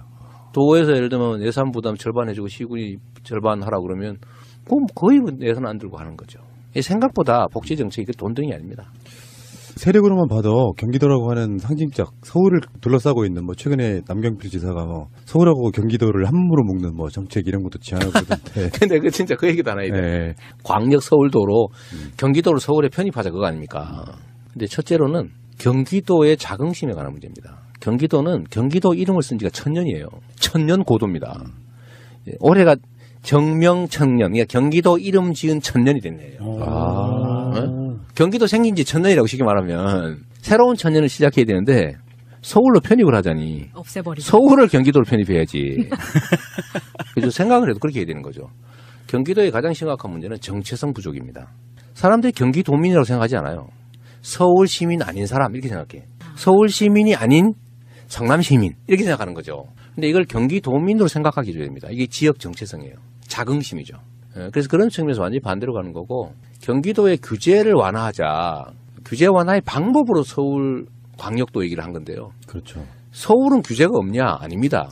서울이라는 이유로 규제가 없고 서울이 아니어서 규제가 있는 게 아니고 필요하니까 규제가 있는 거예요. 근데 그렇게 경기도에 집중되어 있는 거죠. 왜냐하면 서울을 둘러싸고 있으니까. 그래서 이거 규제 완화의 방법으로 광역 서울도 즉 서울에 합병해버리자. 이거는 옳지 않고 필요한 규제는 유지하고 불필요한 규제, 역차별을 만드는 규제, 비효율을 가져오는 규제 이런 규제들이 꽤 많아요. 예를 들면 북부에 뭐 과도한 군사보호구역이라든지 경기 동부에 과도한 상순보호구역이라든지 자연보존권역이라든지 이런 것들은 규제를 좀 완화해야죠. 근데 이걸 통째로 철폐하자. 서울로 만들어버리면 다 해결된다? 요거는 똑같이 홍준표류에 가깝습니다. 거짓말하면 통하겠지. 스피커 그거면 다 통하지 않을까 이런 기대를 하는 것 같은데 그 생각은 좀 버렸으면 좋겠어요. 확정 지은 건 아니지만 지금 간 보고 계시는 거예요. 그런 표현 좀 하지 마. 아니, 그러니까 경기도지사 나간다고 비문 간보기 이런 거 좀 하지 마. 100% 시장 나간다고 이야기를 안 하고 계시잖아요. 지금 현재는. 네. 그러니까 하는 거 보면 안 나가는 게 좀 이상해진 상황이 돼 있는데 그렇죠. 네. 마지막으로 한 말씀만 여쭐게요. 지금 남경필 지사처럼 뭐 연정 이런 걸로 이렇게 이미지가 된 게 있잖아요.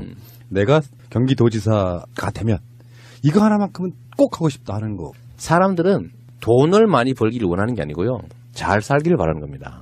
잘 살기를 바라는 그 수단의 하나로 돈을 바라죠. 경제 성장도 그렇고 지역 발전도 그런데 예를 들면 경기도에서 경기도민이 잘 사는 방법은 뭘까? 일단 좀 미세먼지 이런 거 대기 오염 문제잖아요. 뭐 요새 미세먼지 너무 막 엄청난 것처럼 보이시는데 사실 대기 오염 문제입니다. 과거의 수질 오염. 수질 오염 문제는 지금 많이 완화되고 있어요. 대기 오염이 이제 근본적인 문제로 사람들이 느끼기 시작한 거죠. 이런 삶의 환경의 문제. 깨끗한 환경에서 잘 살게 하는 거. 이게 되게 중요하다고요. 이거야말로 개인이 아니라 공공이 해야 될 일이죠. 일자리를 만들고 산업을 발전시키고 경제를 성장시키고 이거는 원래 하는 거야 맨날. 근데 거기에 예를 들면 경기도만이 할 수 있는 거. 복지를 확대하는 거. 더 나은 삶을 위해서. 경기도가 가진 기회와 자원들을 좀 더 효율성을 발휘하게 하는 거. 쓸데없는 데다가 막 토목공사 하느라고 돈을 마구 없애는 것보다는 사람들한테 지역화폐로 출산 장려해주고 예를 들면 고등학생들 부산급식이라도 지원해주고 그게 지역화폐로 지급돼서 동네 골목 상권으로 살고 이럴 수 있다면 돈이 2배, 3배로 효율성 있게 쓰여지는 거잖아요.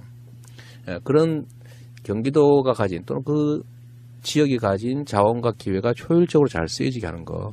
결국은 기본에 가는 것이다. 이 말씀 꼭 드리고 싶어요. 너무 막 우아한 뭐 동부가 뭐 첨단 뭐 도시 막 세계 뭐 허브 뭐 그런 거 안 했으면 좋겠어. 그냥 기본에 충실한 사람이 살만한 행복하게 질 높은 삶의 유지가 가능한 이런 쪽으로 가야죠. 자, 그 방송 들으시는 분들이 시간적으로 부족하다. 그거는 원래 정규 방송이 있는 시간대 바로 앞에다가 성남시에서 이것밖에 시간이 없다. 난 그래서 내 책임은 아니고요. 나머지 부족한 부분들은 이 시장님이 굉장히 많은 인터뷰를 나가시거든요. 찾아서 들어보시고요. 저는 제가 소관할 상황은 아니고 마지막으로 이런 말씀 하나 드리고 싶어요. 정말 옛날에 엄청나게 친한 동네 형이었는데 동네 형이 이제 검사가 돼가지고 서울에서 연락이 잘 안 되는 그런 형. 그래서 한번 모시기도 힘들고. 뭐 그런 부분이 있는데. 미안합니다. 명절이나 한번 내려오시겠죠, 뭐. 고향에. 그것도 그렇고. 채널 청취자 여러분들 부탁드리고 싶은 게 이런 게 있어요. 좀 길게 멀리 봐야 된다. 물론 저도 이제 잠깐 매몰돼가지고 좀 지나친 오버로 내부에 좀 손상을 준 게 있는 것 같아요. 되게 후회스럽기도 하고 그런데 그러나 또 우리가 미래를 향해 가야 되니까 작은 차이들 이런 것들을 조금 좀 이겨내고 좀 더 길게 멀리 크게 보고 모두의 목표를 향해서 같이 힘을 좀 합치면 좋겠다 그런 생각이 많이 듭니다.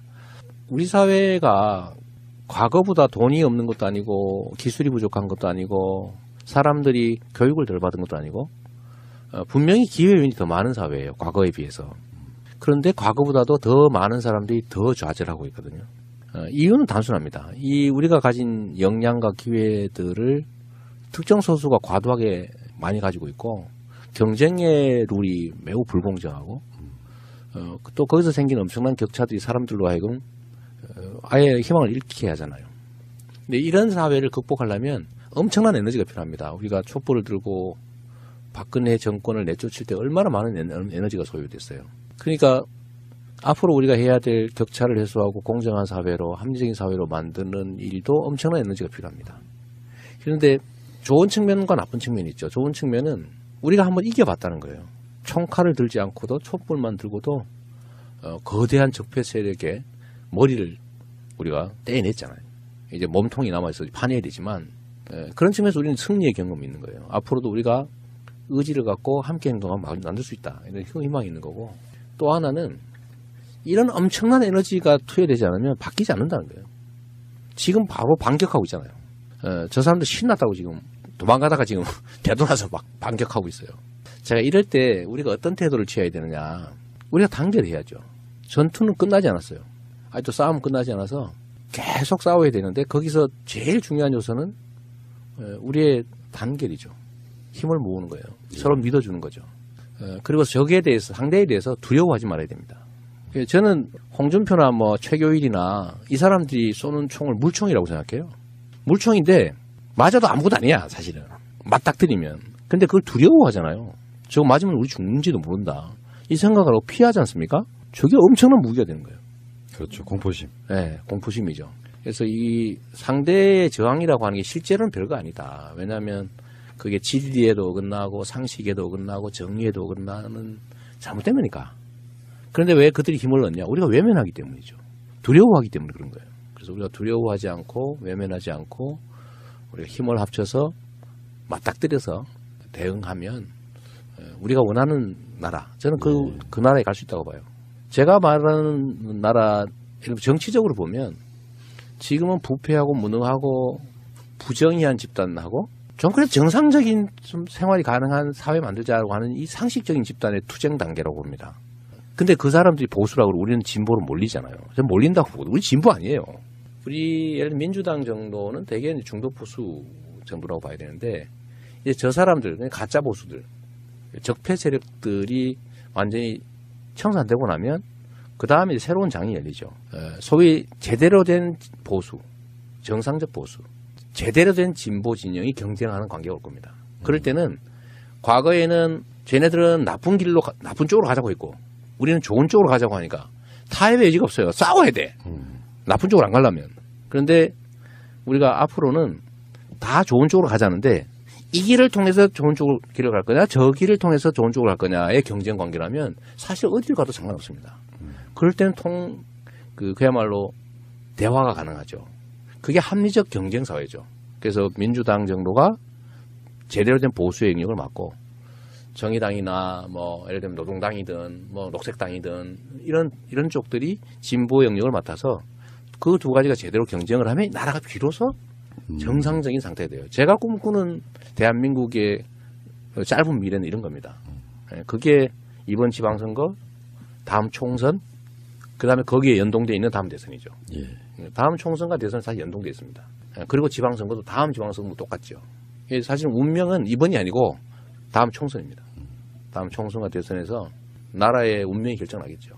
비정상과 정상이 싸우는 그야말로 반지의 제왕 시대로 갈 거냐 아니면 합리적 영역에서 방법을 달리하는 합리적 경쟁이 가능한 상식 사회가 될 거냐.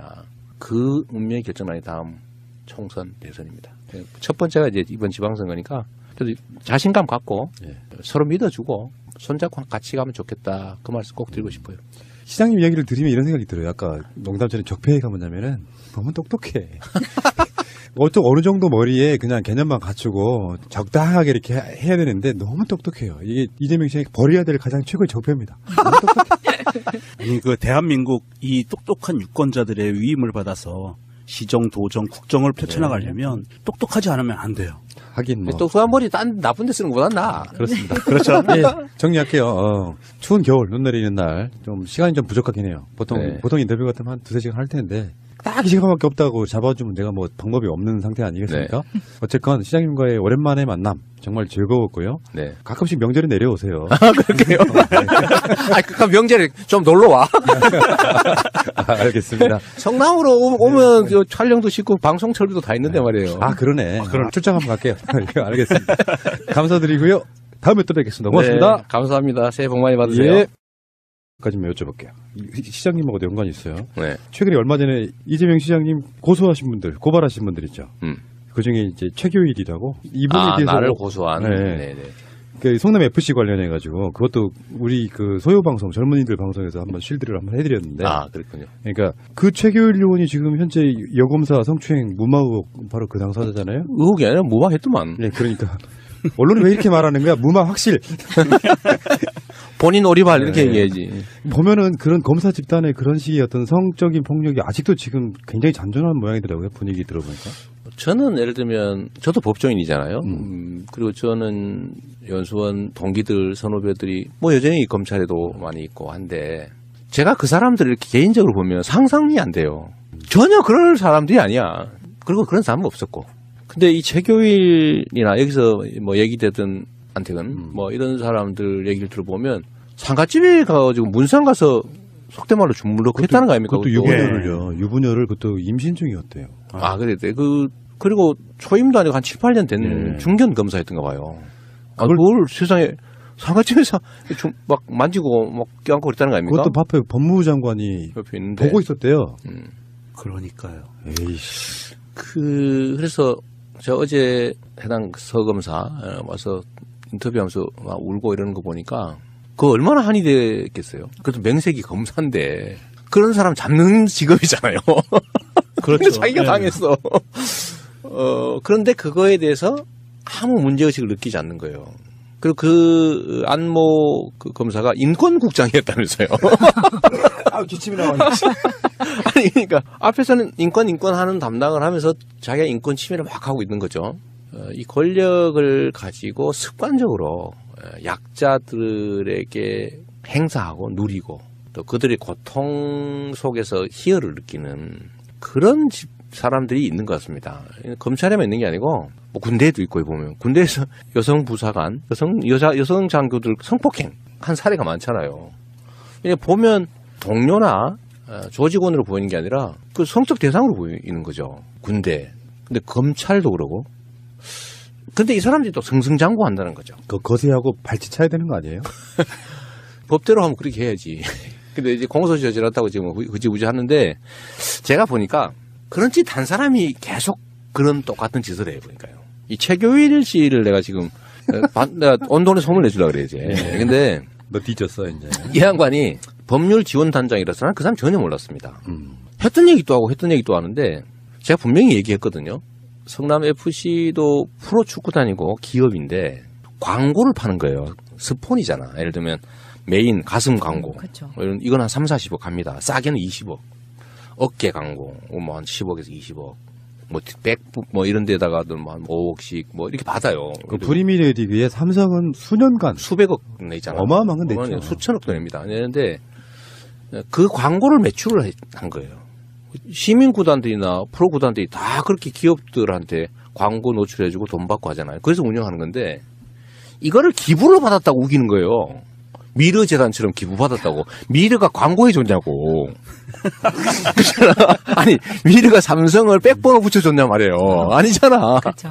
근데 우리는 예를 들면 붙여준단 말이에요. 그 광고를. 그래도 수백만이 보지 않습니까? 그래도 그렇잖아. 근데 이걸 계속 기부라고 우겨요. 그리고 성남 FC는 주인이 성남 시민이야. 성남시가 운영하고 있는 구단이에요. 시가 예산을 투자해서 운영하는 곳이에요. 그 미르 구단은 국가 예산을 투입한 국가 기업이 아니잖아. 근데 이거를 계속 같은 거라고 우겨. 이거 말고 얘는 들 게 많죠. 그리고 우리는 공개적으로 다 한 거고. 그리고 광고라고 하는 게 좀 더 시너지를 올리기 위해서 다양한 방법이 있는 겁니다. 예를 들면 기업은 사회공헌해야 되는데 주빌리 은행 그 모금해가지고 수천억 지금 이제 조 단위로까지 서민들 금융 장기 연체 채무 탕감해 주는데 그 홍보해 주는 게 우리 성남시의 중요한 일이고 내가 그 대표기도 하고 또 성남시에서 뭐 모금해서 많이 탕감을 냈는데 전국적으로 확산할 필요가 있다. 그러니까 네이버는 어차피 지역 기여해야 되거든요. 그리고 성남에 들어올 때 지역 기여 약정이 돼 있어요. 성남 시유지를 사서 들어왔거든 거기가. 시유지를 반을 쪼개서 사고 거기에다가 일종의 혜택을 받고 들어온 기업이에요. 거기 정자역이요. 정자역이지. 그러니까 그때 협약서가 있습니다. 그 협약을 일부 이행하는 거죠. 근데 그런데 네이버는 좀 더 공익적인 일을 하고 싶은 거예요.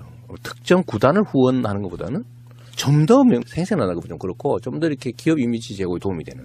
근데 주빌리은행 좋잖아요. 수백만의 서민 장기 연체 채무자를 도와준다. 그리고 우리는 주빌리은행을 광고하는 거나 뭐 네이버를 광고하는 관계 없는데 서로 협약해서 주빌리를 해주면 더 좋잖아요. 그래서 3자가 합의한 거예요, 그거를. 이렇게 하자. 그러면 40억을 내는데 39억은 FC가 갖고 1억은 주빌리가 하는데 그렇다고 우리가 1억 받고 메인 광고를 해줄 수는 없잖아. 1억을 받고. 그러니까 이건 금액대로 메인으로 받은 거죠. 20억을 받은 거지. 그걸 또 3자 합의했다고 우리가 다 언론에 다 공개를 해서 이렇게 합의했습니다. 멋있다고. 우리가 그때 언론, 체육회 이런 데서 이야 정말 엄청난 새로운 모델이다. 그러고 막 칭찬하고 그랬다고. 그때는 새누리당이 가만히 있었어. 그때 만약에 문제가 있었으면 박근혜가 나를 가만뒀겠냐고요. 그렇죠. 이게 그 억지 쓰는 거지. 또 예. 있어. 그 사람들이 한 얘기 중에요. 자금 세탁 의혹이 있다 이런 얘기 있어요. 자금 세탁을 기자회견에서 공개적으로 합니까? 네, 여기서 이렇게 40억을 주고 그중에 39억을 우리가 받아가지고 이렇게 광고를. 자, 이재명 성남시장님 오셨습니다. 어서 오십시오. 네, 반갑습니다. 이재명입니다. 예. 거의 한 2년 정도 만에 나오시는 거예요. 그런가요? 벌써 그래 됐나요? 이재명 시장 나오신 게 제 기억에 2016년 초반이니까 딱 2년 정도 된 거죠. 그러네요. 예. 그런가요? 벌써? 아. 그런 이재명 시장님이 우리 같은 일반인들 쌩깠죠. 왜냐하면 이게 주류 방송에 나가야 되기 때문에 팟캐스트 쌩깠어. 레벨을 업되셔서. 네. 그렇지. 그래서 내가 이해한다고. 억울하네. 우리 좀 민주당의 아주 소중한 그 손가락에 꼽히는 자산이기 때문에. 그런 그 상투적인 말 좋아요. 자산 뭐 이런 거 있잖아요. 그때까지만 해도 이재명 시장이면 그냥 우리 SNS나 팟캐스트 정도에서 알려진 인물 정도였는데 그 사이에 너무 크셔가지고요. 한번 모시기가 정말 힘들어요. 이게 전국구 인물이 돼버리면 어느 순간에 터치가 안 돼요. 내가 막 섭외하려고 텔레그램을 하면 손이 벌벌 떨려. 내가 무시당할까봐. 뭐라 말할 수가 없네. 박정철 아버지 이제 오딩인데. 내 삼아 참아 할 말이 없대. 네, 그러니까요. 네. 네. 대선 후에 첫 인터뷰인데요. 네. 다 알죠. 사실은 이제 전국구 스타가 되고 어떻게 지내는지 읽을 수 있죠. 저기 심지어는 자택까지 카메라가 들어가서 뭐 예능 했지 않습니까? 그렇죠. 예. 그런데 본인 말씀으로 인터뷰 오랜만에 하시는데 어떻게 지내셨는지 한번 좀 설명 좀 해주세요. 제가 그 새날 출연한 게 벌써 2년이 됐다니까 정말 세월이 정말 화살 같네 이런 생각이 드네요. 근데 2년 동안 저는 정말로 거의 뭐 순식간에 지난 것 같습니다. 특히 작년 이제 대선 전에 그 경선 국민의 재작년 여름 정도부터 되게 바빠졌던 것 같고요. 또 작년 2월 정도부터 본격적으로 경선이 시작됐고, 그리고 이제 4월 경선 끝나고 5월 이제 대선까지 뭐 그때도 사실은 뭐 신경 쓸 게 많지 않습니까? 저는 이제 공식적으로 못 나서지만 어쨌든 우리 문재인 정부 만들어야 되고 우리 민주당 승리해야 되니까 이제 거기 주력하고 그 끝나고 이제 잠깐 쉬려고 했는데 뜬금없이 방송 출연 얘기가 나와서 그것도 한 달 정도 버텼는데 결국은 하게 됐고 그래서 그게 한 석 달 간 것 같아요. 그러니까 본인이 요구하신 게 아니고 방송 쪽에서 그 얘기를 좀 잠깐만 드리면 이 양반들이 경선 도중에 저를 쫓아다녔다 그래요. 우리 참모들한테 이제 경선 끝나면 이제 출연 좀 해주면 하는 게 어떻겠냐 제안을 했다 그러는 거예요. 근데 그래도 명색이 선수인데 너 지고 난 다음에 이거 하자. 이게 말이 좀 그렇잖아요. 그러니까 참모들은 저한테는 얘기 못 하고 자기들끼리 검토를 했던가 봐요. 그러니까 그 제작진이 저 부부 진짜 재밌겠다 다녀보니까 뭐 사실 둘이 꼭 손잡고 다니고 그랬으니까 경선 때 계속 쫓아다녔대요. 경선장 뭐 토론회 장소 다 쫓아다녔다고 그러고 끝나고 나니까 저한테 제안을 했는데 제가 안 한다고 그랬죠. 미쳤냐. 그걸 24시간 48시간 카메라에 풀로 공개하고 방송이라고 하는 특성이 재밌기만 하면야 남들 뭐 그야말로 이렇게 여드름 짜는 장면도 낼 판인데 그렇잖아요. 그게 방송인데 너무 위험하다. 그래서 제가 안 했죠. 그런데 그쪽의 설득이 한 달 이상 뭐 또 계속 저한테 집요하게 얘기한 게 나한테 도움이 될 거다라는 거예요. 생각하는 거와는 다르게 제가 너무 일면만 보여진 게 있고 전체가 보여지면 오히려 우리 국민들의 공감도가 올라갈 거다. 이제 그 말을 처음에는 안 믿었는데 얘기를 듣다 보니까 좀 그럴듯해 보여서 결국 꿰매 넘어간 거예요. 세뇌 당하셨구나. 세뇌 당한 거죠. 그래서 6월 말부터 촬영 시작해가지고 이제 9월 달 석 달을 했는데 그 석 달이 정말로 힘들었어요. 정말로 힘들었어요. 안 봐도 보여요. 네, 제가 너무 잘 알죠. 그런 상황. 그렇죠. 저는 그런 정도인지 몰랐어. 그리고 이제 그 9월까지 휙 지나가 버린 거죠. 집안에 카메라가 곳곳에 있는 거는 한 수십 개 있는 거, 수십 개. 그러면은 촬영 안 하고 있을 때도 있어요? 아니면 24시간 돌리진 않을 거 아니에요? 잠잘 때는 꺼놓죠. 침실도 설치해 놨는데 잠잘 때까지 지금도 잡니다 할 때까지 하고 일어난 다음에 켜고 이런 정도지 계속 켜놓는 거예요. 화장실까지 뭐. 빤스만 입고 돌아다니기가 힘들어지는 거지 이제. 그러다 결국 빤스 비슷한 거, 내복가 아니라 그 잠옷 입고 돌아다니는 거 막 그쪽으로 이제 다 찍히고 있는데, 그게 이제 처음에는 되게, 무슨 저 대통령 후보까지 했다는 사람이 뭔 짓이고, 그래서 저한테 항의 엄청나게 많이 들어왔습니다. 그 당장 때려치라고. 격 떨어진다 뭐 이런. 말씀하신 게 제가 그게 저는 반대로 알고 있었어요. 이재명 시장이 자기 홍보하려고. 완전 정반대시잖아요. 반대죠. 근데 저는 두려웠죠. 이게 너무 위험하잖아. 한 방에 가는 수가 있다니까. 근데 그 사람들 얘기는 자기들이 전문가인데 두세 달 이상 쫓아다녀본 결과에 의하면 전부가 노출되면 오히려 본인한테 유리할 거다. 그 얘기 끊임없이 하는 거예요. 근데 그 사실 방송하고 나니까 처음에는 욕 엄청 먹었거든요. 한남. 대한민국 대표적 한남. 가부장. 마초 꼰대. 막. 그런 거 하다가 한 중반 정도 넘어가고 나니까 내면을 조금씩 이해하기 시작했던 거 봐요. 저게 말은 저렇게 하는데 뭐 이러면서 조금 공감하게 됐던 것 같고 결국은 뭐 최종적으로는 잃는 것보다 얻는 게 좀 더 많았던 것 같습니다. 그렇게 보내고 그러고 나니까 9월, 10월 되잖아요. 그 다음에 뭐 다시 이제 경기도 지방선거, 예를 들면 제가 시장선거를 다시 나간다 해도 이제 선거 준비해야 될 시기가 또 다가오는 거니까 6개월, 7개월밖에 안 남으니까 근데 그것만 정신도 쏟아야 되고요. 근데 그렇게 해서 결국 2년이 휙 지나가 버렸어요. 거의 뭐 2년 동안 선거만 한 것 같아요. 방송으로는 안 낼 수도 있는데 그냥 진짜 궁금한 질문 하나. 난 낼 거라고 보고 얘기할 거야. 안 넘어가시네.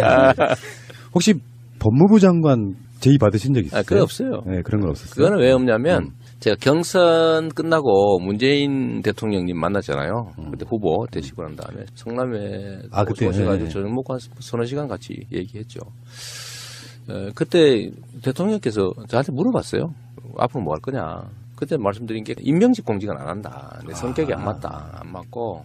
뭐 그거 가지고 저게 하자가 많으니까 안 했지 이런 얘기도 있긴 한데 뭐 전혀 틀린 말도 아니고 거기서 뭐 예를 들면 너 전에 딱지 몇 장 띄었지 뭐 전에 범칙금 낸 거 있지 뭐 너 욕했지 뭐 이런 말 하잖아. 거기다가 뭐 너 전과했지 너 음주운전을 왜 했어 뭐 이런 거 온갖 시끌렁한 거 막 그 뒤지고 하는 게 그거 말로 하냐. 그리고 저는 지휘받는 직위보다는 제가 예를 들면 제가 총 책임을 질 수 있는 제가 완전하게 책임질 수 있는 영역의 일들을 난 좋아한다. 그래서 의원보다는 제가 단체장 이런 걸 하는 거잖아요. 그래서 그 말씀 드렸고 임명직은 안 하니까 혹시라도 뭐 아니시겠지만 부담 가질 필요는 전혀 없습니다. 내가 그렇게 말씀드렸어요. 왜냐면 부담이 있을 수 있잖아. 네. 그래서 제가 깔끔하게 제가 미리 말씀드렸고 결국 저는 어딘가에 제 역할을 제 뜻대로 펼칠 수 있는 곳으로 가게 될 거다. 뭐 그래서 그게 예를 들면 어디가 될지는 저도 모릅니다. 뭐 이렇게 말씀드려서 정리했어요. 그래서 아예 예를 들면 거기 인사 쪽 청와대나 이쪽은 저에 대한 생각 전혀 없었어. 그냥 그래서 신문에 뭐 나오고 이러는데 제가 뭐 굳이 아니라고 또 뭐 가서 뭐 나발 불 일은 없는 거고. 근데 아예 전혀 대상이 아니었습니다. 예, 알겠습니다. 지금까지 민주당 경선 중에 이렇게 깨끗하게 끝난 경우는 없어요. 왜 그러냐면 중간에 막 사퇴하고 뒤집 부리고 이런 식으로. 뭐 그렇죠. 근데 경선 자체는 굉장히 아름답게 끝난 건데 그 뒤끝이랄까 이런 것들이 남아 있는 분들이 아직도 있어요. 그렇죠. 네. 근데 문재인 대통령이 취임하고 잘하고 있지 않습니까? 이 상황에서 문득문득 이재명 시장의 SNS나 뭐 각종 인터뷰 같은 데 보면은 표현이 적절할지는 모르겠어요. 나도 몸빠가 됐다. 뭐 이런 식의 표현, 그런 뉘앙스로 말씀하신 적이 여러 번 있는 걸로 기억하거든요. 그 말씀하신 것처럼 대한민국 소위 이 민주개혁 진영의 경선이라고 하는 게 대개는 막 그냥 전쟁이었고 끝나고 나면 다 원수졌고 뭐 심지어 거의 다 뭐 분당 탈당 하고 그랬죠. 근데 이번에는 처음으로 이제 다 승복하고 또 최선을 다해 서로 돕고 뭐 그렇게 돼서 되게 만족도를 하지만 그 안에 또 뭐 사람이라고 하는 게 완벽하지 않으니까 또 부족한 점이 있죠. 저도 사실 지금 뭐 되돌아보면 후회되는 점들이 많이 있습니다. 그 바둑 두시는지 모르겠는데 좀 듭니다. 이 바둑을 전투를 하다 보면 거의 메모리 돼가지고요 떡수를 드는 경우가 있어. 방어를 못해. 공격만 하다가. 공격만 하다가 전체 국면을 이렇게 좀 되돌아서 이렇게 멀리서 좀 반상을 바라봐야 되는데 점점 거기 이제 몰입되면 이제 시야가 좁아지죠. 그러면 자기 입장에 매몰되게 돼요. 상대 입장을 점점 고려하지 않게 되는 거죠. 제가 그런 실수를 좀 한 측면이 있죠. 근데 시장님만 그러신 게 아니고 안희정 도지사도 술 먹고 막 SNS 날리고 그러시지 않았어요? 그러니까 그게 뭐 누가 표현으로는 뭐 대선 뽕이라고 하기도 하고 또 선거는 그런 측면들이 있는 거죠. 다 걸고 하는 거니까. 근데 그걸 또 그렇게 치열하게 안 하면 보는 사람 재미가 없어요. 제가 말씀드리지만 사실은 문재인 대통령님 측에서는 저한테 당대표 이런 거 나가지 말고 경선 나와달라고 부탁하셨다고요.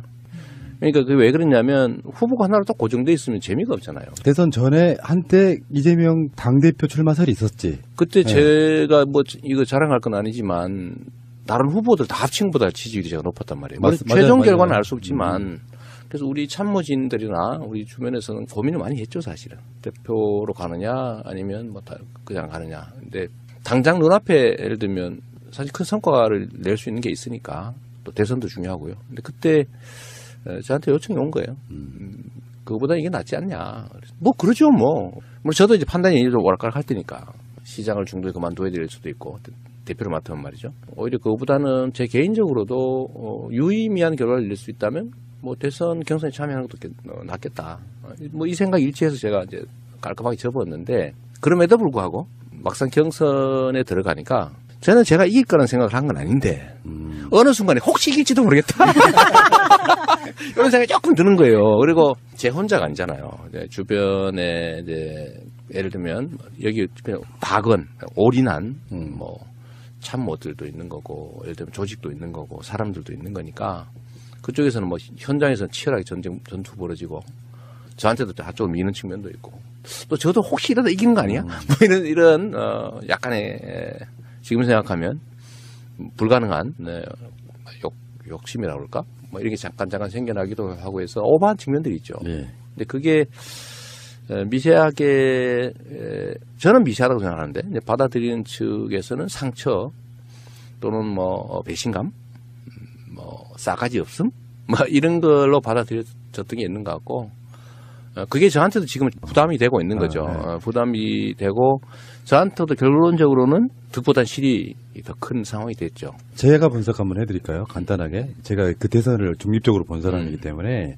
일종의 이재명 시장께서는 개혁적 마인드, 진보 마인드. 이재명의 지점이 진보 쪽 표를 완곡하게 붙잡아두는 역할을 했어요. 민주당에서는. 그래서 왼쪽을 네. 심하게 커버한 측면이 있죠. 근데 그러다 보니까 양 날개로 나는 거하고 똑같은 개념으로 아직까지 젊은 이재명 시장은 관리자 마인드, 주류 마인드가 부족했던 부분이 있거든요. 근데 머릿속에 계속 노무현 대통령이 후보가 되던 것만 생각을 하니까 그런 게 안 보였던 거라고 생각해요. 그 당시 시점에서는. 뭐 그런 측면도 있긴 하고요. 근데 그게 좀 더 더하면 어쨌든 제 역할은 진보 개혁 진영 이쪽 소위 좌측 좌측을 확고하게 제가 확보하는 게 역할이었기 때문에 일종의 팀 플레이잖아요. 이러다가 제가 뭐 중앙 공격수가 될 수도 있지만 어쨌든 이 과정 자체가 하나의 팀 플레이인데 저는 왼쪽, 안지사인데 우측 이렇게 아주 정말로 일부러 만들기 어려운 그런 사실 환경이 된 건데요. 그래서 저는 왼쪽 측면을 맡으니까 좀 장관의 결론은 제가 예를 들면 망나니 아무데나 칼 휘두르는 칼춤 추는 사람 그런 사람이 아니잖아요. 저도 제가 가고자 하는 길이 있어요. 근데 우리의 팀원인 문재인 대통령께서 하고 있는 일이 예를 들면 나쁜 의도를 가지고 속된 말로 뭘 해먹고 부정부패 저지르고 뭘 어떻게 막 자기 막 챙겨가지고 그러려는 나쁜 의도를 가지고 나쁜 짓을 하면요 까야지 하지 말려도 할 건데 그렇지 않잖아요. 객관적으로. 힘겹게 싸우고 있잖아요. 아니, 좋은 의도를 가지고 열심히 노력하고 있기 때문에 나쁜 의도를 가지고 나쁜 짓을 하면 비판하고 까야지. 근데 좋은 의도를 가지고 잘하려고 그러는데 잘 안 되고 있으면 지원하고 격려해서 잘하게 해야 되는 거죠. 그래서 이게 매를 때릴 때도 두 종류가 있는 겁니다. 미워서 때리는 거하고 잘되라고 때리는 게 있는 거죠. 그래서 그런 잘되라고 좋은 의도를 가지고 할 때 격려하고 나쁜 의도를 갖고 할 때 혼을 내는 거잖아요. 이 정치도 다를 바가 없죠. 무조건 까라 이런 바보들. 제가 뭐 바보라기보다는 악의적인데. 근데 그런 분들은 이재명 시장이 혹시나 그 자리에 올라가도 똑같이 깔 거예요. 반대가 몸에 배어 있는 분들. 글쎄 그럴 수도 있는데 그러니까 저보고 네가 했으면 더 잘하지 않았을까 이런 생각 얘기하는 사람들이 있는데 제가 그러지 말라고 그래요. 그거는 알 수 없는 일이고 지금 현재로 보면 맞는 말이 아닌 것 같더라고. 상상했던 것들 또는 그 이상을 하고 있어요. 그러니까 민주당 주류인 문재인 대통령이 저렇게 힘든데 이재명 시장이 올라갔으면 두 가지 방법밖에 없었을 거라고 생각해요. 하나는 진짜 더 큰 협치를 해야 되는 상황. 아니면 아예 법 무시하고 그냥 상당히 독재적인 법을 무시하진 않죠. 그런 건 심각하니까. 그런 거였어요. 제가 했던 이야기 중에 하나가 이재명 시장이 올라간다고 해서 법을 지켜가면서 하려고 그러면 결국에는 문재인 대통령 스타일로 갈 수밖에 없을 거다라고 이야기했던 게 그런 부분이거든요. 그렇죠. 그러니까 지금까지 봐서는 정말 잘하고 있어요. 남북 관계 정말 어려운 거거든요. 지금 대한민국의 과제는 크게는 한 세 가지라고 보여지는데 하나는 나쁜 짓 한 사람 잡아내는 거예요. 죄진 사람 처벌하는 거. 그걸 적폐청산이라고 보통 부르지만 이 적폐청산은 현재 단계는 아주 낮은 단계에 적폐청산을 하고 있는 거거든요. 이게 뭐냐면 죄진에 대해서 처벌을 하는 거예요. 이건 적폐청산이라고 할 수도 없어요. 그냥 죄진놈 처벌하는 거예요, 그냥. 근데 다음 단계 적폐청산은 예를 들면 부당한 구조를 개혁하는 거예요. 그 적폐거든요. 소수의 힘 있는 사람이 부당하게 다수로부터 이익을 탈취하는 거. 불공정한 경쟁 시스템. 이런 것도 적폐인데 이 단계는 가지도 못했어요, 아직은. 그 다음 해야 될 게 이제 문화를 바꾸는 거죠. 야, 이 죄짓고는 못 사는 나라구나. 공정하지 않으면 나한테 이익이 없구나. 이렇게 믿어지는 문화. 그게 제대로 된 나라거든요. 근데 여기는 전혀 못 가고 죄진 사람 처벌하는 단계인데 뭐 잘하고 있지 않습니까? 그 다음에 지금 중요한 게 결국 먹고 사는 문제예요. 경제죠. 산업, 성장 이런 얘기 하지 말고 중요한 거는 어떤 엄청난 불평등과 격차. 여기 때문에 사람들이 다 희망을 잃어버렸잖아요. 역사적으로 다 그래서 나라가 망했거든요. 분석 여러 가지 있어. 외국가 쳐들어오고 관료가 부패하고 흉년이 들고 다 이런 현상적 분석이 있는데 본질은 그 사회가 가지고 있는 자산과 기회를 특정 소수가 지나치게 독점해서 압도적 다수가 기회를 잃어버렸을 때 그럼 기근이든 아니면 외침이든 이런 걸로 해서 그게 폭발하는 거죠. 그래 망하는 거거든요. 그래서 이 경제적 불평등과 격차, 불공정 이 문제를 해소하는 거는 정말 어려워요. 근데 문제는 그게 쉽지 않다는 거죠. 그건 혁명적 에너지가 필요해요. 이 적폐청산은 혁명적 에너지 같은 게 필요 없어. 그냥 의도 갖고 열심히 하면 돼 그냥. 그 다음에 우리나라에만 고유한 심각한 문제 이제 북한 문제죠. 통일 평화 문제인데 이게 또 엄청나게 어렵다는 거예요. 우리 내부의 문제가 아니라 미국, 중국, 일본, 러시아 이 세계의 열강들의 이해관계에 엮여 있으니까 우리 마음대로 할 수가 없는 영역이죠. 근데 제가 정말 높이 평가하는 거는 미국과의 관계에서 조금씩 남북 관계를 개선할 틈새를 만들어내고 있다는 거예요. 그렇죠. 현재 정부가. 운전자. 그거 웬만해서 못합니다. 제가 이런 것도 물어봤어요. 미국이 어느 정도 지배력을 갖고 있나. 미국은 우리나라를 그냥 자기들의 지배 속국 정도로 생각하는 거 아니냐. 전 세계 어디에 자기 군대 파견해놓고 그 나라의 군사 작전권을 가지고 있습니까? 사실은 엄정한 의미의 독립국가까지 못 되고 있는 상태잖아요. 근데 그런 상태에서 예를 들면 그들이 원하는 것과 다른 결과를 만들어내기 위해서 움직인다? 쉽지 않아요. 북한은 압박해가지고 확 그냥 항복받으려는 게 미국의 전략인데 우리는 그게 안 되는 게 알고 만약 그게 성공한다고 해도 그 과정에서 엄청난 피해를 입을 수가 있습니다. 참새도 죽을 땐 잭한다는데 그러지 않아요. 아니, 이거 하나의 체제입니다. 맞습니다. 수천만 명을 인구를 가지고 있는 엄청난 권력 집단인데 그냥 조용히 눌려 죽을 것 같아요. 그거 아니지. 근데 그런 피해는 누가 입냐? 우리가 입는 거죠. 그래서 이런 상황에서 여하튼 미국의 국가이익에 예를 들면 트럼프처럼 저렇게 막 무지막지하게 밀어붙이는 그 틈새 속에서 조금씩이나마 이렇게 틈새를 벌려나가고 있어요. 이 틈새를 우리가 만들어내는 만큼 남북관계 개선의 여지가 있고 그만큼 사실은 우리는 이제 화해 협력 또 통일까지 못 가더라도 공존의 가능성이 커지는 거예요. 근데 그 측면에서 보면 잘하고 있는 거지. 그래서 저는 지금 상태로 지금까지 앞으로 보기에도 잘할 것 같아요. 예. 잘하게 해야지. 그리고 제가 봤을 때는 이런 부분이 있어요. 문재인, 이재명 이 두 사람은 스타일이 다를 뿐이지 개념은 똑같아요. 표현 방식이 다른 거야. 맞습니다. 예. 그러니까 결이 같다고 느끼는 거라고 생각이 들고요. 자, 이렇게 계속 문재인 대통령에 대한 공감만 표시하시면 또 재미없으니까 잠시 후에 다른 거 여쭤볼게요. 최근에 일어나는 이야기들 왼쪽을 좀 심하게 한 측면이 있죠. 예를 들면 약간 더 과격하게. 그래야 왼쪽 확산 효과가 있거든요. 근데 그런 것 때문에 저한테 기대했던 사람들이 있죠. 예를 들면 무정부주의에 가까운 사람들. 아나키스트들 진짜 많아요. 마음 많죠. 그다음에 극좌. 이쪽까지도 저한테 기대를 하는 거죠. 야, 저 사람이면 민주당의 이름으로도 뭔가 큰 세상, 새로운 세상을 만들 수 있겠다. 뭐 이런 게 있으니까 그런 사람들이 많이 붙었죠. 근데 그건 이제 확산 효과예요. 근데 그 반면에 이제 저 같은 경우는 이제 부담이 되는 거죠. 결국은 다 제 판단 잘못입니다. 그러니까 많이 배웠죠. 제가 지역적 전투는 많이 치러본 사람인데 대규모 이 전쟁은 처음이죠, 사실은. 이런 더 거대 규모. 그러다 보니까 시야도 좀 좁고 좀 멀지 못하고 짧고 그런 것들이 저한테도 손상이 됐고 또 우리 지지자층에서도 일부 또 상처 입은 사람들도 있고 또 저를 지지한 사람들은 실망하는 것도 있고 그런 거죠. 근데 이제 선거 경선은 끝났고 결론은 딱 하나죠. 뭐 제거해야 될 적과 싸운 게 아니고 함께할 동지들의 팀워크를 조정하는 과정이었으니까 누가 뭘 맡을 거냐 이런 거였으니까 게임은 끝났고 이제 선수 배치는 됐으니까 자기 역할을 최선을 다하는 거죠. 그 다음에 문재인 정부가 출범했잖아요. 이제 민주당 정권이 출범했는데 결론은 아주 단순합니다. 우리는 운명 공동체인 거예요. 원래부터. 예를 들면 문재인 정부가 실패했다. 그러면 다음이 있냐? 없어요. 맞습니다. 그건 초보 정치학이죠. 그래서 문재인 정부 성공 또 민주당 정권의 성공, 정권 재창출 이게 이루어지지 않으면 우리의 다음 희망도 사라지는 겁니다. 그러니까 성공해야 돼요.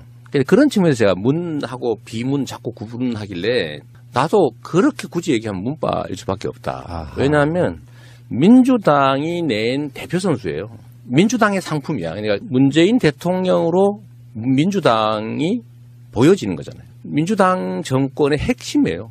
그런데 분리할 수 없는 거죠. 그럼 민주당과 대통령은 단 조직이냐? 아니죠.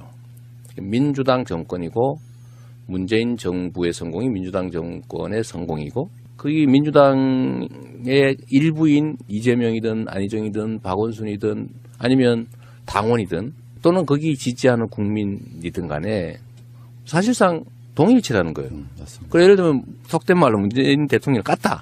나를 까는 거예요, 그게. 네? 문재인 대통령이 잘못되도록 했다. 그건 나만 손해요. 근데 이제는 문재인 대통령은 경쟁의 상대가 아니고요. 우리 모두의 토대가 되는 겁니다. 이미 그 경쟁은 끝났어요. 그러니까 거기가 토대가 무너지고 우리 다 무너져요. 그 토대를 단단하게 하는 게 우리의 일이죠.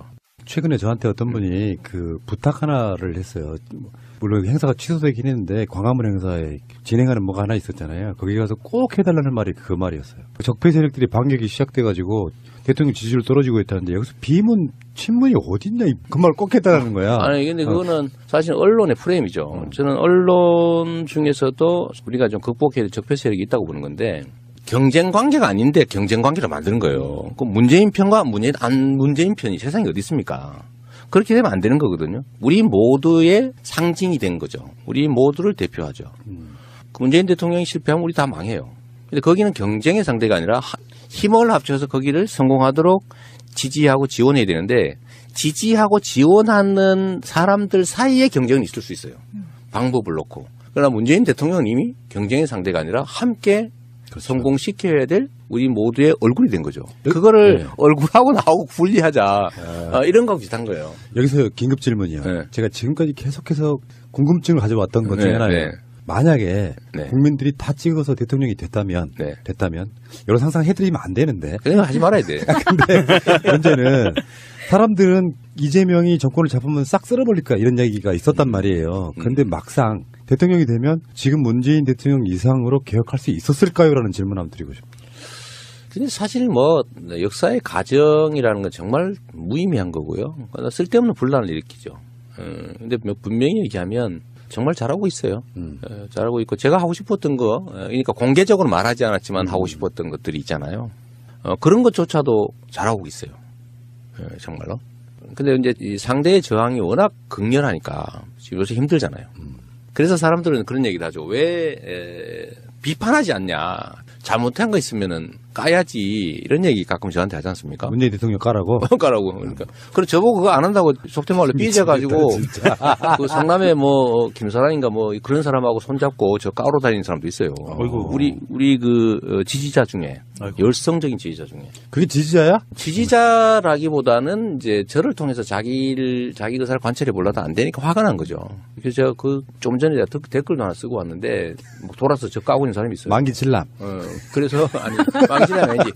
그거는 민심을 살피는 거지. 근데 거기다 그랬어요. 가는 길이 다르다고 해도 당신들이 가고자 하는 그곳을 나도 열심히 가려고 하는 사람이다. 길이 다르다는 이유로 나는 옳고 당신은 싫다고 해서 나를 그렇게 적폐세 이렇게 취급하면 결국 본인이 가고자 하는 곳에 다다르는 게 더 힘들어진다. 이런 얘기도 했는데 그런 것조차도 인정 못하고 왜 문재인 미웠는데 왜 문재인 안 까냐. 정부 잘못한 것은 까야지. 이런 얘기 하는 사람도 많아요. 근데 그거 안 한다고 저를 뭐 공격하는 사람도 있는 거고. 그래서 제가 그 사람들한테 공개적으로 한 얘기예요. 우리는 팀이다, 팀. 내가 언제 그리고 경선할 때도 내가 지면은 깽판 친다고 한 일 없고 지면 내 정책이라도 남고 지면 이긴 사람 위해서 열심히 지지 지원할 거다고 얘기했지 않냐. 그럼 거짓말 한 거냐 그게. 그럼 내가 이기면 상대에 도움받고 내가 지면 안 도와주고 그게 사기꾼이지 그게. 경쟁에 참여하는 구성원이 아니지 않냐 이런 얘기도 내가 했는데요.